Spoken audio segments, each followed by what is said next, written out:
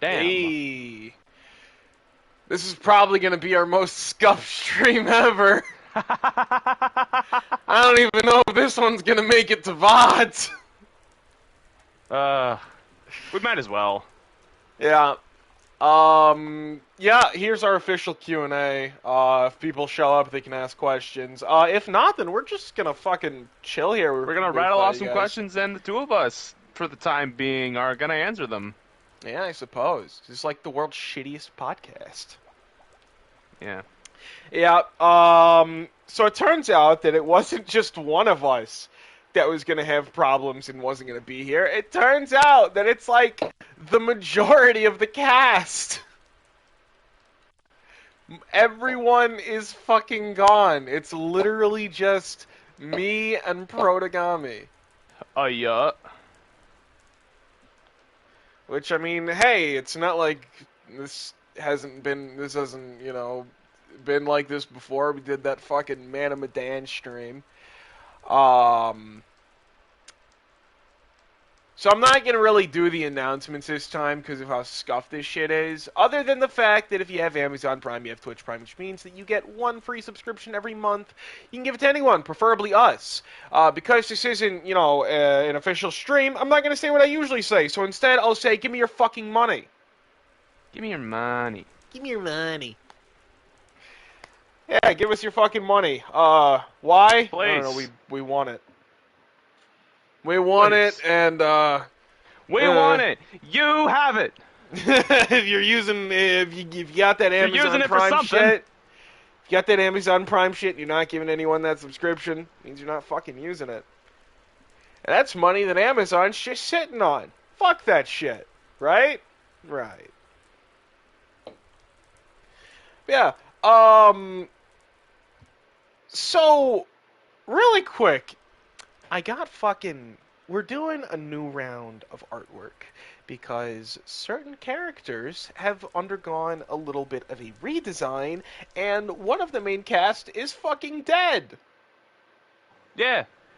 So, yeah, so we had to do a bit of a redesign. Also, A bit of housekeeping. Also it seems that people like to they like to show up when we get new rounds of art. So, bit of a publicity stunt too, I'm not gonna lie. Haven't heard back from that motherfucker. I haven't gotten the sketches for it yet. I commissioned someone in a way that, like, it'll be fine. I know I'll get the artwork. But, like, yeah, I'm a little bit worried because this is someone that we haven't used before. It's not our old artist. It's someone completely fucking new. And this go around, I was actually the one who paid for it. Last time, Yeah, usually it's regular. Yep, that's his job. Even though no one asks him to. I mean, I fucking asked him to. The first time I fucking asked him to. Well, this time around, you asked him to. No, I mean the first time. First time I asked him to. I see. Yeah. Yeah, no, the first time I was like fucking... Well, the first time it was, he had volunteered and I was like, oh yeah, would you do that, please? And he was like, yeah, sure. But fucking, this go around, he ain't exactly have the funds for that. However, I did. Your wallet weeps. My wallet weeps, yeah. It was actually out of budget. That shit was out of my budget. But I went ahead and fucking did it anyways, because, fuck it. I'm irresponsible as shit. Understandable. Hashtag relatable. Oh, man. Yeah. Also, we're down one Matt. Yeah, there's a fucking hurricane over where he is. Oh shit! It's like a legit hurricane. Yeah, it's a legit hurricane. You know how I fucking know this? Windy. No. See, at first we got a message on Discord that Matt was gonna be our private Discord that we just used for the group. Yeah, We're yeah. not opening that one. No. We don't have a Discord for you guys yet. There's not enough of you. Maybe if there Tell were your more of you, we friends. would. Tell Yeah, your maybe if there were dog. more of you, we'd Don't fucking tell make a your Discord. parents. But no matter of fact, tell your parents about us. Let them know what it is that you watch on Sunday. Let them know what you do instead of going to communion. Oh, jeez. We really do that to people, don't we? It's also the good Lord. It's also Make the a good choice. Lord. Make a choice. I have a dream. It's really funny that some people choose us. It's a bit funky, but I mean, hey, you get our views up. Listen, it's the good Lord or Uriel's depression arc. Make your fucking choice. It's either simp for Jesus or simp for Hey, Uriel. whoa! You Choose can't say one. that. Shut up! Yeah, you can't say that word. Ah, fool. shit. You fool. That's a banned word. That's not cool. But Either be down for Jesus or down bad for Uriel. that's better. Dude, we're fucking... this fucking VOD is not getting uploaded. Oh, well, actually, Well, it'll get uploaded. it's not going to be safe Because on it's a different. Twitch. It's not that word Yeah. isn't banned on YouTube. Yeah, we're probably gonna have to fucking delete this shit off of Twitch. However, it'll go up on YouTube at our YouTube channel, Worst Company Live, all one word, Worst Company Live. Check it out. Yeah, you gotta Post type all it our into VODs the. there. Yeah, you gotta type it into the YouTube search bar, all one word, because we don't have a custom URL. We're not cool yet. Yeah, or you can look in our bio, which you gotta do it quick because, like I said, this VOD's probably not staying on Twitch. I'm hard pressed to say it might not even go up on YouTube, but it probably will. But yeah, fucking. Back to talking about with Matt. Yeah. So we get a message on Discord. It says that he's probably not gonna be here. His power's probably gonna go out because it's windy as shit, and he lives in fucking Like on the West Coast. yeah. That's He why lives the in Twitch. like That's why the backwater. Twitch is labeled in PST. Yeah, he lives in the backwaters, and I mean that quite literally. I'm not gonna elaborate on what I mean by that. But yeah, so we get a message about that, right? And when I wake up, I have 3 alarms set. And the first one and the last one, they'll play the news. No, I'm not going to tell you what news broadcast shit I watch. You guys get really weird about that.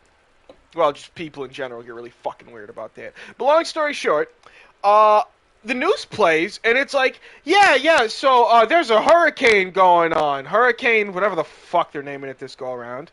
Yeah, You know, there's a they could hurricane actually- blowing around on the West Coast, and I'm like, oh! That's why it's windy! Ah, Oh, shit! the pieces are falling into place. Yeah, however, in my sleep-deprived state, because I only got fucking, like, 3, maybe 4 hours of sleep last night, in my sleep-deprived state, I'm gonna be honest, the first thing I thought was not, oh my god, I hope Matt's okay. No, it was, motherfucker, it's just gonna be me and Brody.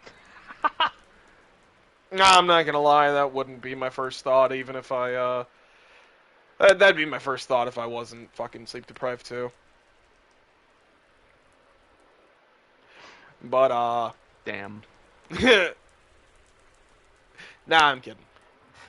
No, my first thought would probably be, damn, he wasn't lying. It It fucking really windy. was windy. But, yeah, fucking. So that shit, I don't know how long that shit's gonna go for, but, yeah, we're probably not gonna be seeing Matt, anytime For a while. soon. At least this week. You guys will probably catch him next week. It'll be fine for you guys. Hopefully. Possibly. Most likely. Yeah. So, because I have only slept for 3 hours, I got this fucking 5-hour energy, and I fucking hate these things. I hate the taste of these. But I need It's to bad. be awake, so fuck it. I'm drinking it now.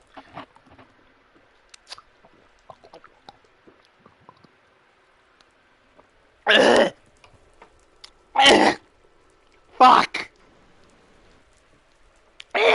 Shit! Oh my god. And you're probably thinking, what is that? What the fuck is that?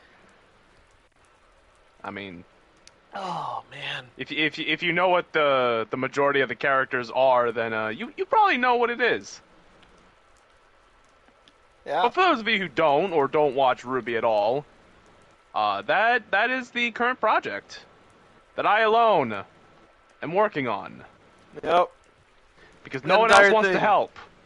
The entire thing was solely built by Protogami. Well, I mean, I helped a little bit. You helped, like you were the only one that actually helped, Just fucking. which is ironic because you don't build anything. It's true. Not my job. Well, not by choice anyway. Yeah, I don't build anything, and Matt doesn't build anything. We're actually the only two that don't build. Well, I did build something in Vacuo. I did build Yeah. a singular like You build because you're skyscraper. bored, and you Yeah. have to keep the world open. Mm-hmm.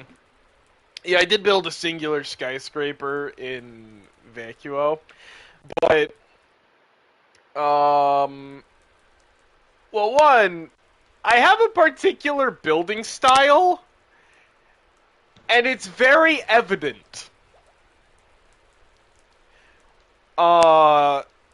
So unless you want your shit to look like it's straight out of Bloodborne, shouldn't be me building it. Probably not. That tends to be what I end up leaning towards when I build shit. Why? It look cool. Yeah, Bloodborne just has a good aesthetic. It really does, man. I wish. Yeah, they'd make another Bloodborne. it shows that it seems like people are starting to show up. But yeah, if you aren't here, this is a Q&A session. So ask your questions in the chat, and we will try to answer them if we feel like it. And if you don't ask questions, we're just gonna fucking just keep talking until we run down our fucking time. Yeah, we're just chilling here. We Jay chillin'. Yep. Yeah, fucking. Oh man, I had a thought and I've lost it. It's just lost in the terrible taste of this 5 hour. Holy shit. Oh man. Nice. Oh, we got one from Tragic Trickster. What has been your favorite part of the campaign thus far? You answer this first, if you got one. So my favorite part of the campaign so far, I got like two. The first one, unfortunately, came from the stream right before we managed to get VOD, so you didn't get that scene. It just depends if you're here. Yeah. Which one of you was. I don't know if you're watching the stream right now, but one of you were here. Yep. That happened. Well, two of them actually. But yeah, my One or favorite two. my favorite two scenes have got to be a tie between Alexander going, "I'm a fucking gangster, Velvet," And I'm gonna guess the other one. Are you a fucking plant, Uriel? No, that was funny, but no. This is gonna sound really Really? fucked up. No, my other favorite part was making Cyan cry. That's my other. Damn! That was my other favorite part. Because it was a good scene. It was a fucking good scene. It was such a good scene. Yeah, like it was played out well by both parties. Because if there's one thing that me and Prody actually do together, it's fucking hate each other. Yeah, we hate each other so fucking well. Yeah. We just don't get the chance to very often. It's true.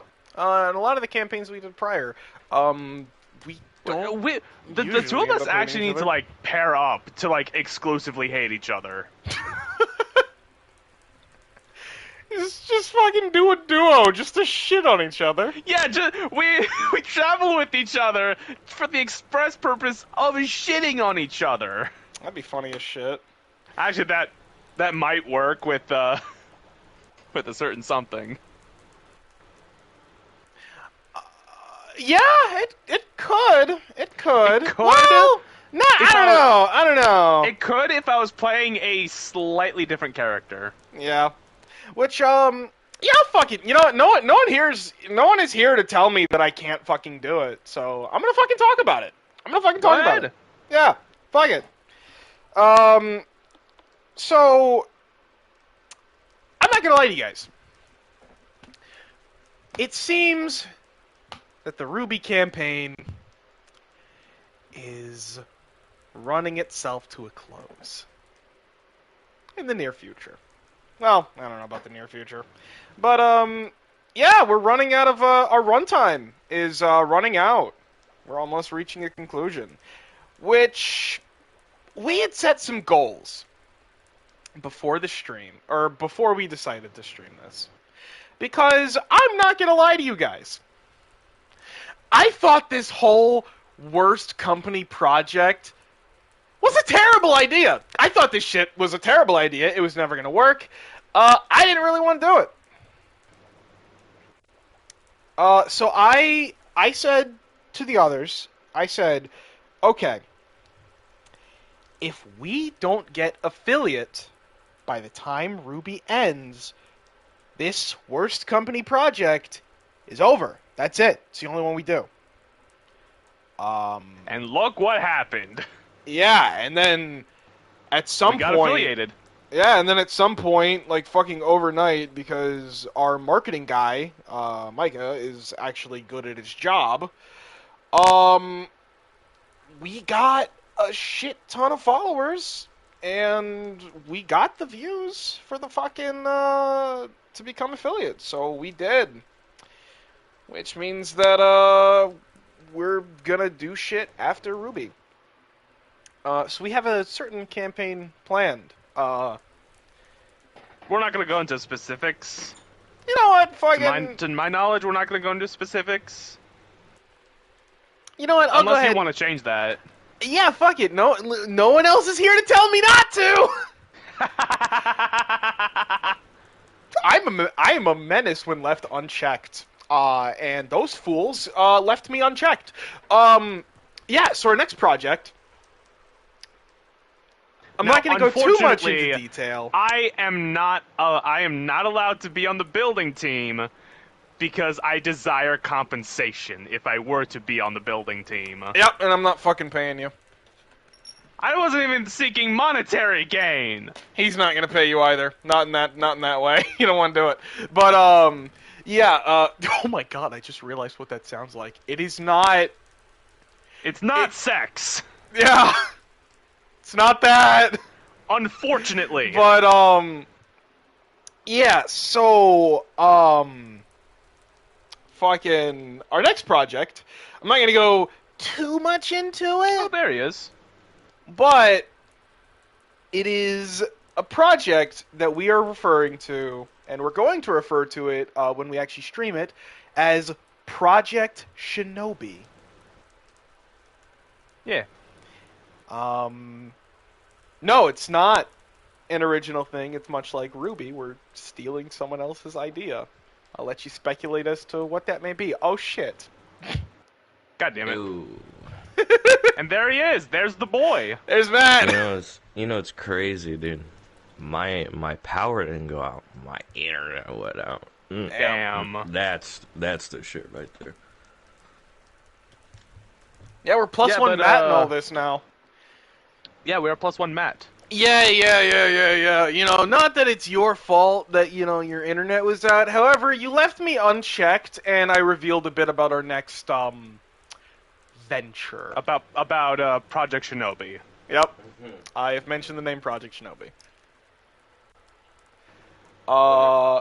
Yeah. Haven't gone too far into detail in that. But, yeah, we have we actually have a bit of a cast lined up for that next thing. Also, we're going to be getting a new member of Worst Company. Yeah. Yeah. There's going to be an entirely new member.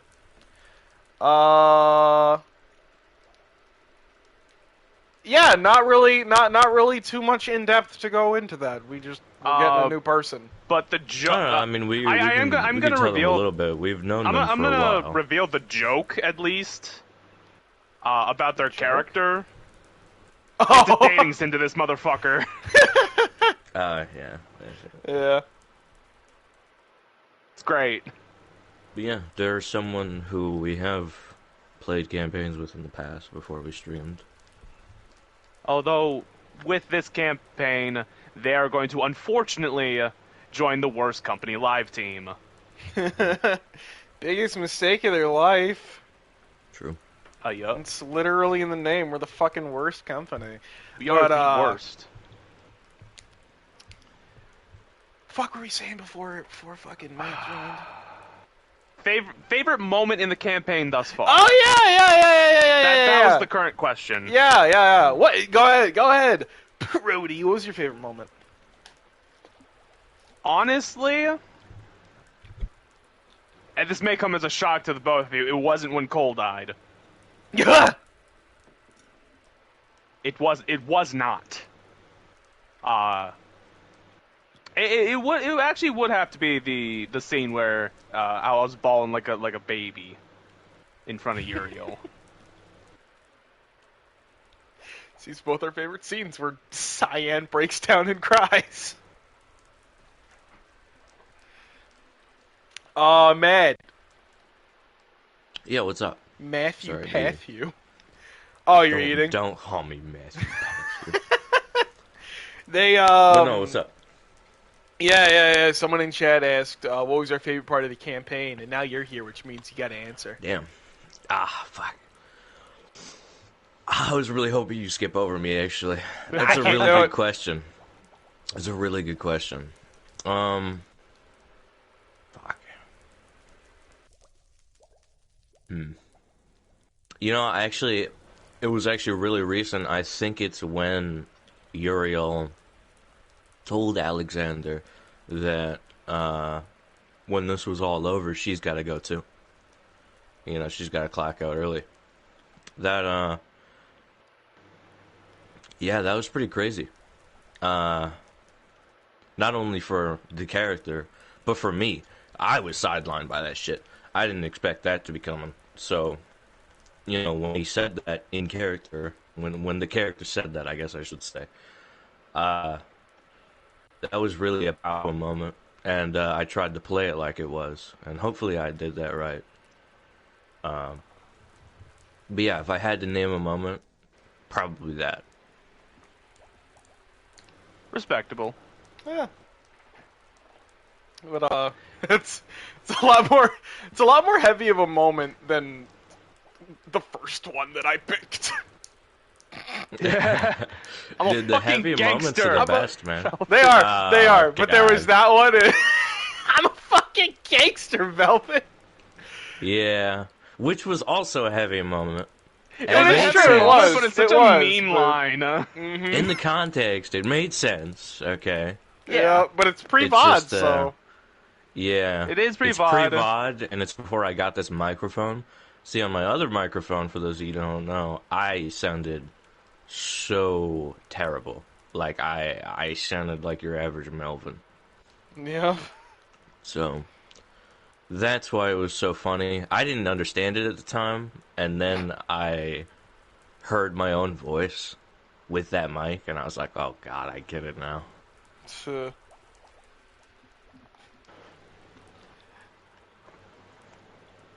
I think for me, why I like that scene so much was just the fucking absurdity of the line.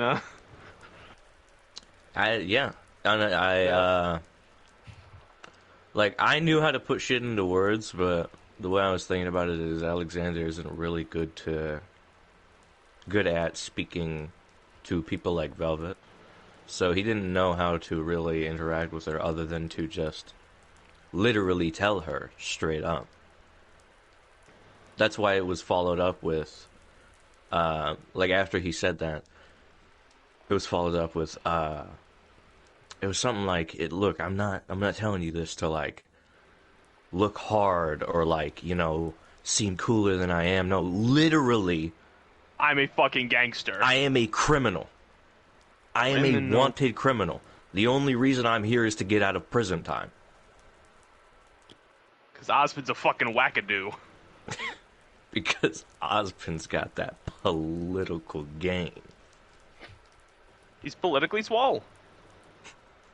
Here's one His one political that we pockets can are do. fat. Because it's not something that we always, mention on stream. Three of us are here. We can dive into the, a bit further into the mentality of the character. Like, characters that we play. That's one that I struggled with for a while with Alexander, actually.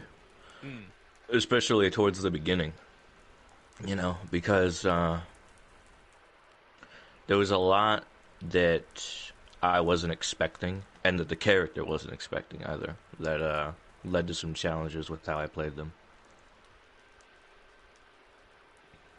I can see that. And there's also, certain character traits about Alexander that I know aren't true with you.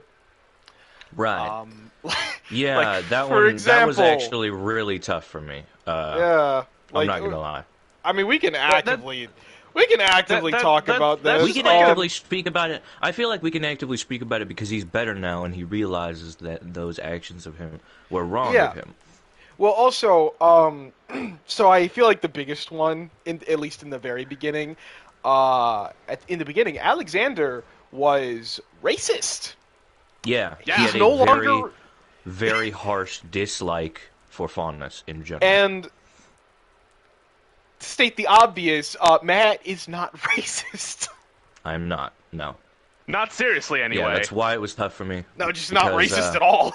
That's one of the reasons that I was saying, like, it was really tough to play him out like how I wanted to, like how I wrote the character. You know what I mean?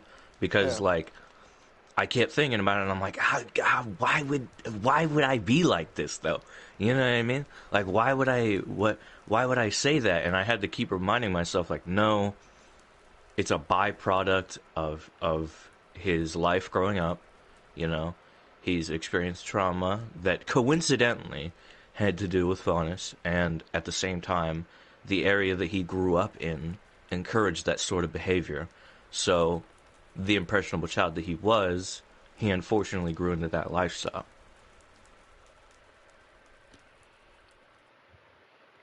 It also helps having just a product of his circumstance.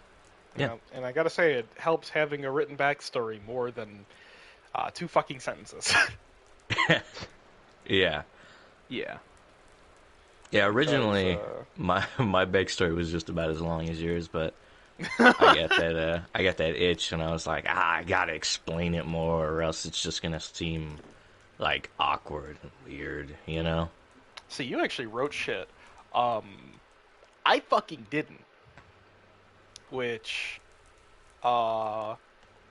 with Uriel, a lot of it is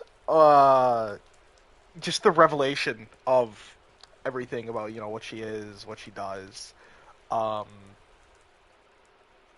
and she's pretty much she's come to the realization that she is the bad guy in all of this.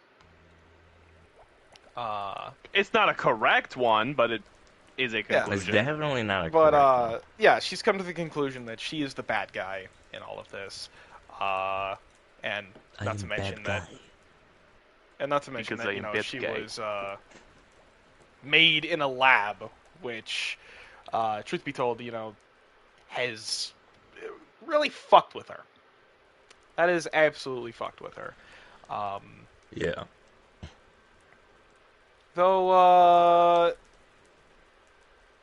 there was something said by Camiel that actually kind of made her realize that it's really not that big of a deal that she's made in the lab. But beforehand, yeah, that was like that really kind of fucked with her. Yeah, Especially the fact that she that was dialogue between you and Camael was actually really good. yeah. It was short and sweet. I thought it was really nice, and yeah, I could definitely.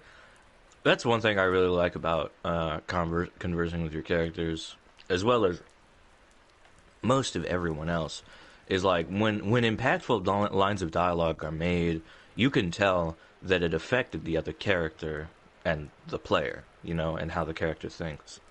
So I do like that a lot, how our characters are like real thinking human beings and not just like I go here kill thing. Yeah. Another thing about Uriel as well that kind of aids in that is that she is very, for lack of a better term, impressionable. Like a lot of shit, she's still like Yes. figuring out Yeah, I a have noticed lot that. of shit. Because Uriel did not have any family whatsoever from her memories. She was in a fucking orphanage all her life, didn't actually have any friends in said orphanage. She was kind of there. And she had convinced herself that, hey, for people to like me, I have to, be useful to them. Which is why she started making weapons for gangs. Because it was something she was good at. Yeah. Making weapons, illicit substances. Yeah. Just about anything related to, the gangs. Uriel had a hand in it. Which is, it's, part of the reason why, or at least I believe it's part of the reason why her and Alexander are like so close is because they're from the same like shit basically. They were doing the same shit. One was actually, on the field, fucking actually doing the crime themselves. Well, the other was basically making the shit that did those crimes. Right. Someone That was actually a very clever way to tie in our backstories. Yeah. Like, someone fucking, quote Breaking Bad, someone knocks on your door and shoots you in the face. That's not, the person getting shot, that's not either of us. Alexander is the one who knocks, and Uriel is the one that made the gun that does the deed. Yeah. One thing that is definitely like Alexander started to notice and I've started to notice is Alexander used to be a big deal in Vacuo. Like a very fucking big deal. And now in the city that they're in, Vacuo, he's starting to realize more and more that it's like a little too easy to hide. You know what I mean? Because usually for him it would be he couldn't take a walk on the street without someone knowing who he is, or one of his old street buddies coming up or whatever. But now there have been several instances where he's gone somewhere and done something, and it's been public, and he hasn't seen anyone. It's almost kind of starting to feel like a ghost town, and I don't know if that's on purpose, but if it is, it's a little eerie, honestly. Yeah. Dude, that reminds me as well. You know who I really wanted to see in campaign? Or someone I really wanted to see my in cat campaign. wants out of my room. Hold on. Okay. Yeah, someone that I really wanted to see in the campaign. Ooh. I wanted to actually meet B. I think we might still. I don't know. We'd have to go seek him out because B was someone. I think B was introduced pre-VODs, but Yeah, man, B was, B seemed like so much fun. Yeah, B was originally introduced in a phone call, for those of you who are wondering, between Alexander and him. Because Alexander saw something on the news and heard during history class about the Black Talon, which were his former associates, about how they were extorting Faunus and other, small businesses. The usual extortion. We'll you pay us for protection, and if you don't pay, we're gonna fuck you up, right? And so he called B, and he basically was like, "Yo, like, is this true? Like, actually?" Because while Alexander had been heavily invested in the illicit substances as well as how do I put this? Whacking people. He was not aware of the extortion of people who had nothing to do with their group or any of their opposition. So he calls him up, asks him about it, and basically how it went down is B was very elusive about the question and ends up lying to Alexander. And I know he ends up lying through an insight roll and some circumstantial evidence that lined up because Killer reminded me of such. And so that was actually, I think, the last we ever saw of him, if I'm not mistaken. Yeah. Though, if I'm being entirely honest, I think Killa might be planning some dubious shit with him. I do think so. Originally, what I thought is, if you've seen any of the recent VODs, Alexander got his money, right? Originally, I thought what Killa was going to go with is I thought B was going to steal the money.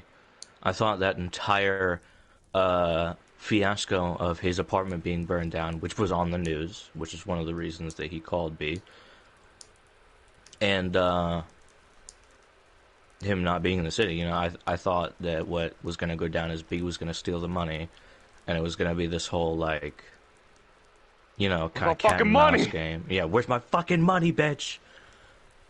But he actually didn't go for that. Instead, he placed Emerald there, who was trying to get the safe open, but apparently wasn't good enough. Yeah. But yeah, that... Because there was another phone call with B. There was another one that was a little more... It was more like a friend checking up on a friend. Because I'm pretty sure that time he called me, now that he knew what my number was, sorry. And he basically just asked me, like, what's going on, man? When are you going to get out of there, Because I had told him that I was at Beacon Academy because I was dodging some prison time for it, basically. It was like community service, basically, is how he explained it. And so, he calls, checks out, how you doing? What's going on? When are you getting out of that place? And it's pretty much how you'd expect. I don't know. It's going all right, better than I expected. Meeting new people here. And it was basically it was a friendly conversation comparatively to our first time. Yeah. Yeah. Which, I'm going to do a thing called Prody Theory. Okay. Yeah, we call it Prody Headcanon. I'm pretty sure he Just is, that Prody Headcanon out. Not Prody Headcanon, just Prody Theory.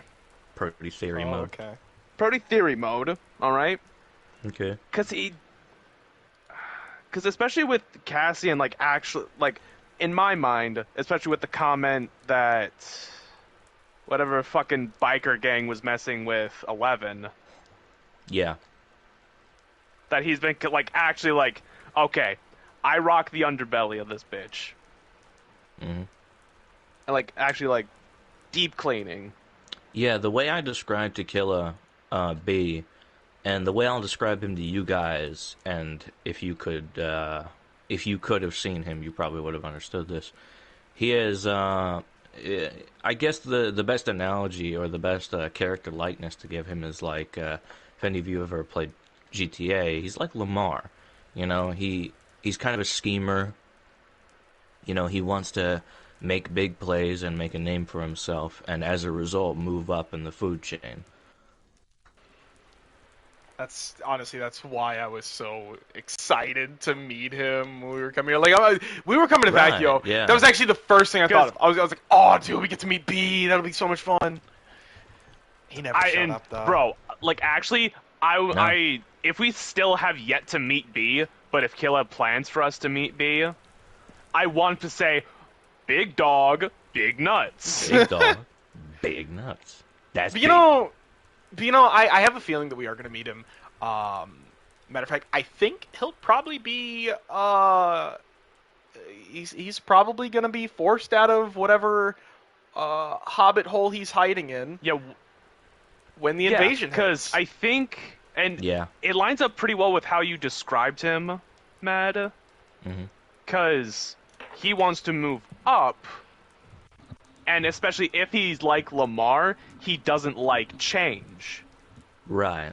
So, like, trying to stay with the underground, that's dwindling. Right. So and we another might thing we, is we might that we might encounter Alexander- him in like a cornered dog. Right, and another thing is that Alexander's left, which has changed a lot of things.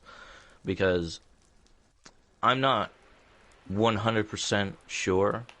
Alexander has no awareness of this, by the way, as far as he knows B is a friend, right?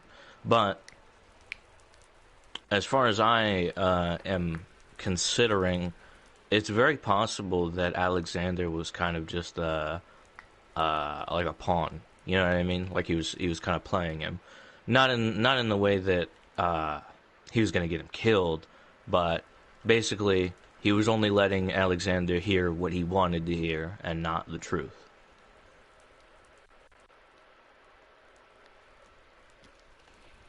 Hmm.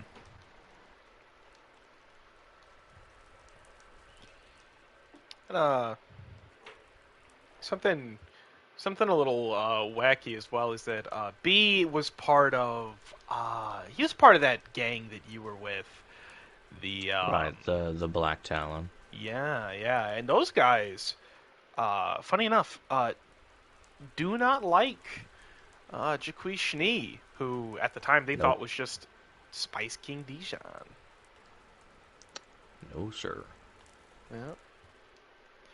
Which, yeah, I've just had the realization too that while Alexander was with them, he was probably also against Dijon, which meant that at that time he was actually against Uriel.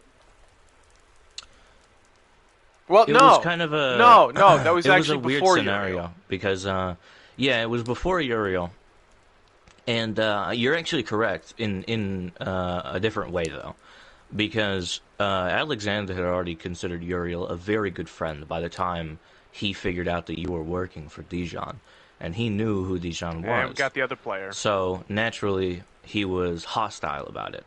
He didn't trust Dijon. He thought that, you know, the entire reason you were doing all of this and the reason you got into all this shit was because of him, and it was like his fault. You know, he thought that Dijon was playing you like a fiddle. So originally, Alexander was very, I guess, protective, I guess would be the word. You know, like he didn't want you to get played by Dijon, like he's been said to do. You know, because Dijon has always been an enemy to Alexander and his associates. And you know something about that, which in a way he did play Uriel, but at the same time, Uriel was. I mean, already Spice King- doing. Uriel was already. doing Dijon that shit did not play beforehand. Uriel. Jaquie played Uriel, which is the key Jaquie- difference here. 'Cause Jaquie's- Dijon doesn't exist. Jaquise Sure. is Dijon, so it's kind of... Which Yeah. something about that too. He almost had Uriel. That's To this day, he almost had Uriel, but he made one little mistake. Actually, one major mistake. was that he tried to orchestrate that pretty much fake lawsuit to keep Uriel on a leash. If he hadn't done that, Uriel would have been completely loyal to him, no questions asked. Because in the way that Uriel saw it, Dijon was the first person who gave a shit. And in a way, she saw him as kind of like this father figure, in a way. And she knew that he probably, he was using her for something, but she didn't care. However, the revelation about the lawsuit being fake because it was against Shni, who is the same fucking person as Dijon, kind of shattered that. And instead of, being someone who cared, it was more like keeping a guard dog on a very short chain. Yeah, and that's one point where I gotta say, we can't take all the credit for all the cool and dramatic moments that we've had in this campaign. Yeah, sometimes Killa fucking nails it. Killa has outdone himself in this campaign. You guys don't have any previous reference, and I'm talking to you guys as the audience, you guys don't have any previous reference to some of Killa's campaigns. Some of them are really good, but not all of them are astonishing. In fact, some of them have been really bad to the point where we've been like, dude, this isn't it. Like, we gotta just cut our losses and move on, and hopefully the next one will be better. But this one, Killa has really, he's got his ace in the hole. This is the closest thing to it in reference to, most of the other campaigns. Honestly, dude, in reference to most of the other campaigns, I think this is it. Yeah, damn. This is 100% it. It's just, I don't know what to tell you. It's that good. He's that guy. I don't know. Now, I do have a sneaking suspicion, and I do hope I'm wrong, but it might severely deflate after this. I don't know. I feel like I hope I'm wrong severely. I think you're going to be wrong. I feel like the epilogue is going to be interesting. God, I hope the epilogue is good. The epilogue is going to be very interesting. When we really get into that last segment, there is going to be a lot of shit going on. Yeah. There's a very good chance that this campaign, ladies and gentlemen, could be a tragedy. So I'm gonna need you to hold on to your hats for that. It's very true. Yep. In case you guys haven't figured it out by watching the VODs or watching the streams live, we get into some heavy shit.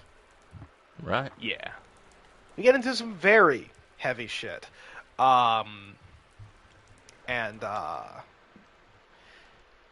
We don't pull back punches as long as it doesn't break TOS. Mm-hmm. Yeah, there have been times where we've had to pull punches as far as dialogue goes. Yeah, and yeah, even then, we can talk about we can talk about our censorship. Yeah. Because there's certain things that you cannot say live. Yeah. But on Twitch.tv. Yeah, but there are certain things that happen in the real world. And sometimes we want to capture that and, kind of use that, which saying it like that sounds very fucked up, that we would, turn the world isn't sunshine like and that rainbows, and we'd like to dramatize it, basically. Yeah. Turn that shit into content. Yeah, it's fucked up. We're fucked up people. Extremely. Fact. Yep.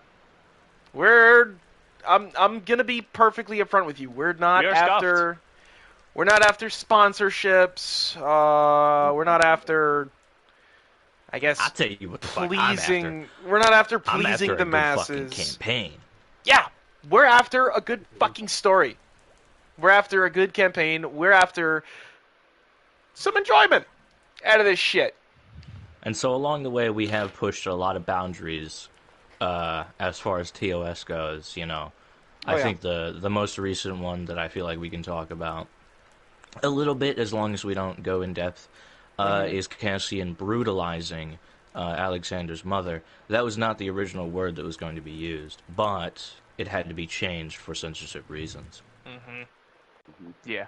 Which, that was such a good... It was very term. cleverly done by Killa. That was such a Very. good term used by Killa. It's such a simple that word was one term, of those too. moments where Killa turned on the switch in his brain and he became a wordsmith. Also, Yeah. I'm not gonna lie. Killa fucking did his homework. Yeah, he did. Because for he what did. I paid attention to is the bends. I'm surprised Killa knows about the bends. Yep. Yeah. When I say Killa's outdone himself in this campaign, I think we can all agree that he really has. He's gone. He's gone to new heights with this shit. It's actually kind of crazy. You guys haven't been there to experience his progress, but I mean, hopefully you can just take it from us. This is good. This is good. Now I Hopefully do holds hope, up with the next I do project. honest to God Yeah, hope I that do his hope so. ending wraps everything up in a bow. Not a nice bow, but a bow. It would be nice, Yeah. but, I mean, let's be honest. As campaigns go, I mean, not everything wraps up nicely. That's in true. a, Well, wraps in up a nicely written, as in it gets an end. yeah. That's what I mean. But in a written script, in a produced show, things have their ending, or at least they should have their ending. Yeah, they have a proper conclusion to everything. However, in a unscripted campaign that is mostly improv, But I'm not how it works. Things can go wrong. Not everyone gets what they want because they're the main character. Yeah, I think what I mean is just a conclusion. Yeah. Yeah. Not necessarily what they It want, definitely- but the definitely end of will what get they a achieved. conclusion. Yeah. And one thing I'll say is that is something you guys got to remember. This is completely unscripted. If we fuck up in the middle of an important moment, or a really dramatic dialogue, I understand that it kind of ruins the moment, but cut us some slack, because we're all coming up with this off the top of the dome. We're not professionals, we don't script this. We out are the beforehand. worst. It's not we write a script and then it's a little bit of improv. No, this is, for all intents and purposes, this is Dungeons and Dragons RWBY edition. Pretty much. And not to mention that we're not professionals. Right. We don't show professionalism. Well, we show a little bit. A little bit, but yeah. For lack of a better term, we are basically fools. But hey, let's be real. That's as real as it gets. That's true. Yeah. That is actually very true. When things are unscripted and raw, it's about as real as it can get. Although it is a gamble, it has the biggest payoff potential. Yeah. I do hope that the next project, which I had revealed the name earlier. However, I got to warn you guys, that might not be the next project. That's true. Really? Because, like we said, everything that Killa works on, it's unscripted, and it has the potential to It fail. has the potential to flop. Yeah. So, what we're going to do, because it ended up being what we did with this campaign, we didn't mean to do it because we came up with the idea to stream this afterwards, but what we're going to do is we are going to basically do a few pilots off stream to see how we're feeling about it, pretty much just get a feel of the campaign and see if we like it.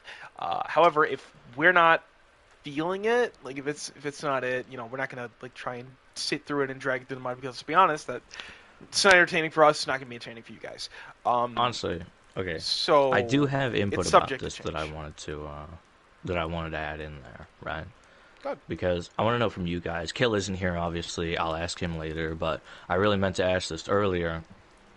I do think that we should stream the pilot. Now,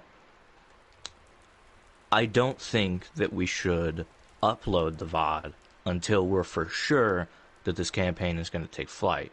You know what I mean? That's Just so that would be just so that we don't have another situation like RWBY, where these guys are missing a lot of context to the really early episodes that we didn't get to record and put on a VOD and on our YouTube. So I was wondering, from the audience, if we could get a poll going, maybe. I'm not sure if you feel like doing that right now, or if you guys just want to type in the chat, or when we upload this VOD, if you guys want to, give us some feedback in the comments. Just let us know what you would think about that. And now I'm going to ask you guys, my crew here, what do you guys think about that? I think that's a good idea. Like, stream the pilot, but discuss, like, how we felt about the session afterwards, like, off camera, and see if it would be worth putting up on the YouTube. Yeah. Now I'm saying this, it might be a while before we actually put up the VOD, because we're going to do Fair more enough, than one yeah. session. I feel like we're going to do more than one session for the pilot. Because sometimes it's like that, sometimes it's one, sometimes it's two, and we're just not sure. Okay. Well, I suppose we could just like hold on to the started a VOD, poll. but not post it. There's a poll live. You guys can vote now. If there's anyone actually here to vote, you can vote now. Right, yeah, if anyone's paying attention, go ahead and vote on that poll. And if you're watching the YouTube video, go ahead and let us know down in the comments, and we will use your feedback. We do consider all of it, really, we do. I mean, considering how little we get, but, numbers don't matter. If you have an opinion about it, and you have, something to say, maybe it's a eureka moment, like, maybe it's a really good idea that we just haven't thought of, go ahead, tell us, and that's for you guys watching the stream too. Go ahead and tell us if you have any bright ideas or anything like that, and we might discuss it.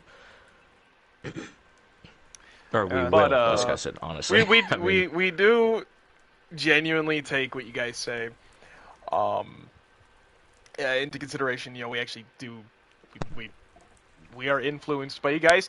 Like, for example, the whole reason why we have VODs in the first place. Yep. Is because King Mordred told us we could. That Shout was out the to thing King that we could Mordred. do. Shout out. Yeah, haven't seen Mordred in a while. I think he watches the VODs on Twitch YouTube. when they're uploaded, or maybe Yeah. YouTube. Either Haven't Twitch heard or from him in a YouTube while. Yeah. Yeah, I think he's got some scheduling conflicts going on, so he can't make it to us live. But Damn. Shame. Because Mordred we have Mordred VODs was now. always fun. Mordred's in a chat. real one. Mordred was he always is, fun in he chat. is, yeah. He's fun in chat and knows how to take a joke. He's not a huge asshole, Yeah. It's great fun. Which all around. yeah, if you guys talk in chat, I see your comments. I read them. Every single one. Even the ones that admit that they're quite affectionate to certain characters. Especially those ones. Hey, mic check. You know who you are. I don't know, I feel like that was a one-off thing, but yeah. I see your comments. In case you were wondering who that person is that is typing in chat as Worst Company Live, it's me. I am the representative in the chat. So yeah. Type in chat. I'll answer you. Probably in chat if we're doing a session because I don't want to interrupt the dialogue. Although going on. for shit But I like will talk to this, chat. like it's For something like we'll, this, we'll verbally I'm respond. Right. something like this. We're looking for we're looking to talk with chat. We're We'll here talk for you to you right guys. now. So if you have any questions, any at all, just do not be afraid to ask, and we'll answer to the best of our ability. Unless you ask for my social security number, in which case I'll call you a moron. On top of that, and this does extend to the YouTube platform, is what I was trying to say. You guys have any questions in the comments? I do look at our YouTube videos for comments that are asking questions and, giving feedback. So, you guys watching the VODs on YouTube, don't be afraid. Like, just ask a question. I'll answer to the best of my ability. And, Also, if I need feedback from these guys, I will get feedback from those guys. So you can ask questions that are not related to me or my character or shit that I would know. Also, can I just comment on holy fucking shit. Who told who about dubious decisions? Diabolical decisions. Diabolical. The VOD, our most viewed VOD. Decisions. I don't know. Most viewed VOD to date. Yeah, I don't think know that why was, that one was so Killa's, viewed. Killa's little friend, I think it was. Could something be. else Maybe. like that. Or maybe, maybe a lot of people just found that VOD. Yeah. Either way, it's 101 views on our YouTube channel. Maybe it was because it had diabolical in it. I It think might so, be, yeah. I think it was because actually, of yeah. Diabolical. Everyone seems to be liking, Just like that. that seems to be related to The Boys. So whenever that Yes. circulates, stuff like that will fucking show up in the algorithm. Wasn't intentional! Yeah, no, something you guys should watch out for, though, is that there's a lot of references. And Oh, yeah, in let's this talk, gameplay. let's talk about these fucking references. Yeah. 'Cause there's a lot of them. There is a lot. Particularly with Alexander. Yeah, I sneak a lot in there. I'm not gonna lie. I get a lot that I can that makes sense. Yeah. Some of the best lines. Not all of them, but some of them. We've got shit from The Boys to American Psycho to Breaking Bad. Borderlands 2. To Borderlands Breaking Bad, 2. Borderlands 2. Just all over the place. Yeah, if you guys go back and you watch those VODs, I mean, some of if you them, guys didn't catch some of them them- I've actually timestamped for you guys, so you guys can know what I'm talking about. You just have to name the reference. I mean, if you didn't catch them, I guess you have to watch through all the VODs and try and pick them out. Oh man, what a You don't shame! necessarily You have have to watch to, our but, VODs. We'd appreciate it. Oh my god. No, seriously, watch our fucking VODs. Watch VODs, please. It would be Very much poggers. It would be Pong. We would enjoy that very much, and we would appreciate that. Because it supports us, and it lets more people potentially reach out to us, so that more people can enjoy the stream, as well as the YouTube videos with you guys. And who knows, maybe one day, we'll have an editor. Wouldn't that be crazy? If we, edited our wacky. videos? And, Dude, imagine had if we got cuts for the production value. awkward parts? Yeah. I'll take a class. Yeah, dude. I mean, for imagine that, if we actually got we production technically value. could go to our new member, as they have experience in that. That is Fair true. enough, fair enough. Dude. But yeah. When it comes to our production value, I We- paid most of it. yeah, we kind of Voluntarily. He pays most of it voluntarily. it's true. Let me get that out of the way. We were talking about that earlier, actually. But yeah, we don't have production value. However, if we get views and I don't know, subs on Twitch, shit like that, just pretty much shit where this is actually turning a profit, we'll put more fucking we'll put that money into this shit. Absolutely. Most of the money that we would end up making for this would go into the production. I guarantee. Yep. Not only because most of us already have jobs that pay, but on top of that, because we do want to get better. You know, we want to see this thing take off, and it would be awesome. You know, if one day we could be sitting here with, possibly. I'm not getting hopeful or anything, but maybe that 5 will turn into 500. I'm just saying. You know what I mean? That would be nice Yeah. eventually. I'm not even talking about thousands of views here. Just like a few hundred. Just people that are interested. Yep. But we're not fucking Critical Role here. We're not expecting. We're not Critical Role. We're not Dimension 20. We're not expecting the shit. worst company. I don't know about that. I've seen some of these guys on YouTube posting their VODs. Let me tell you, we're a cut above the rest. Well, I mean, Who needs the company? Well, we're a cut above the worst, but we are the worst company. It's true. We are the worst company. And that is worst as in bottom tier, not worst as in the German sausage. We're That's so bad, we're not officially a company. Why? True. Because we don't make money from this shit. Not yet. Yeah, as soon as we make money from this, we will actually become an official company. But as of now, we are a group of people who call ourselves a company. Pretty much. We are. It's our company. It's truth We be have told- the worst company. And truth it's be more told, like the worst only reason why we'd even officially become a company is because of tax reasons. It's entirely for tax purposes. Good old Like, USA. We'd still just be doing the same shit, maybe, a bit more production, meaning, Maybe hire editors an and official actually artist instead good of having to shit. use Fiverr. Yeah, dude, we fucking... I was talking about it earlier, still have not gotten any fucking sketches from that. Little worried, I'm still a little worried, because I sank a lot of money into that shit. What, 160? 160. Hey, any viewers who want to become part of Worst Company and can draw, hit us up, please. That is Yeah, true. We'll probably pay you. It doesn't matter if you're confident in your art skills or anything like that. If you genuinely feel the desire to make fan art for the campaign, we would appreciate that. That would warm our hearts quite much. He's not wrong. I think it would be Hour. very funny to see fan art of I'm a fucking plant. Are you a fucking plant, Uriel? Yes. Yes, I fucking photosynthesize. Oh man, Yes, I don't know. Worst Company, we laugh at our own jokes. That's true. Yeah, we laugh at our own Months jokes. after they happen. Yeah, fucking. We still have running jokes from years ago.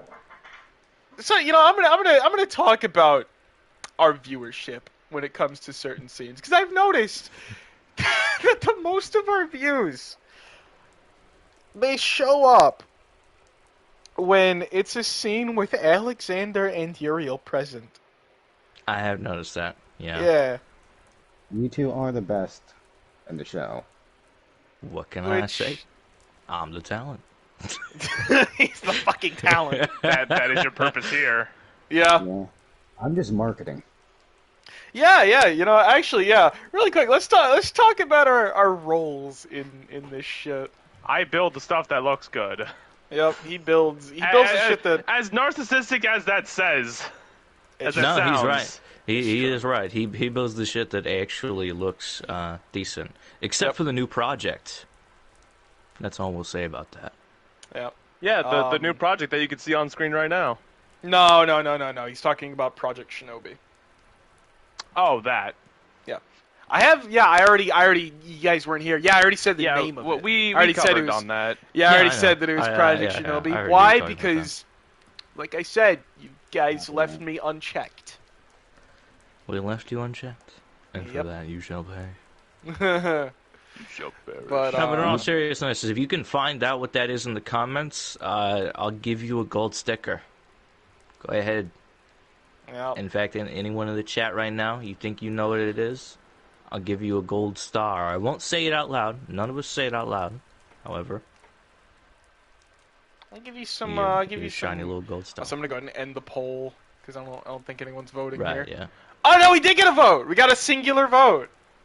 That Someone doesn't count, said that was me. that was motherfucker. How many times do I gotta say it? Anytime we have a poll, if you're part of the I forgot. fucking company, you don't vote. Fuck. I almost voted, but Hey man, at least I told you, It okay? At least I doesn't told you instead of just letting count. it slide. It does not count. That's like fucking. I don't know. It's like. I can't even think of an analogy. Amazon manipulating the polls about their new show. Oh yeah. Yikes, no. man. Oh, now we're getting man. political. They legit did It's not that political. shit? No, it's not. It's not even a political Yeah. thing. I Yeah, know. yeah. That's fucking wacky. Holy That's Shit's wacky. fuck. crazy, dude. Yeah. It fucking. Yeah. Yeah. Aren't they attacking the fans too? Because the show did Yeah. bad. Yeah, I thought Yeah. so. Kind of sad, honestly. 'Cause You guys they are a have the fucking tools to make professional such company. good shows. You guys are a multi-billion-dollar company. Grow the fuck up. Yeah. Here at Worst Company, we know that our quality is our fault. It's true. It's literally We Honestly, insane. named dude, ourselves That's after never it. that's never gonna change, no matter how much money we make. If we output something shitty, we're self-aware enough to realize, wow, that was a really bad job that I did. Not 3 million excuses about why you're a terrible person and don't deserve to live. Yeah. Which also, given our name, and given the fact that this is a Q&A that is going to die in obscurity, I can go ahead and say now, our name, Worst Company, it's a reference. It is a And reference, it yeah. is a reference. I'm pretty sure. Very specific reference that you'd have to watch a very specific show for. And you have to watch the you have to dub watch for it. You have to watch a very specific show in a very specific way for the reference to even make any fucking sense. Yeah. But yeah, It is funny once you get it, though. It is pretty funny. yeah. It's just a little chuckle. Oh, you know what? You know, we've literally only received one question in the chat, and there is a member of I'll our ask a cast question. that. Well, really quick, there's a member of our cast that didn't answer the question because he wasn't here. Hey, Micah, what was your favorite part in the campaign so far? Are you here, Micah? I don't think. I think he's just about to get back right now. 5. Nope, he 4, just left. 3, 2. No, all right, yeah, no, never mind. Okay, so yeah, fuck him, I guess. Yeah. So what's your question then, Brody? What is the worst scene in your opinion?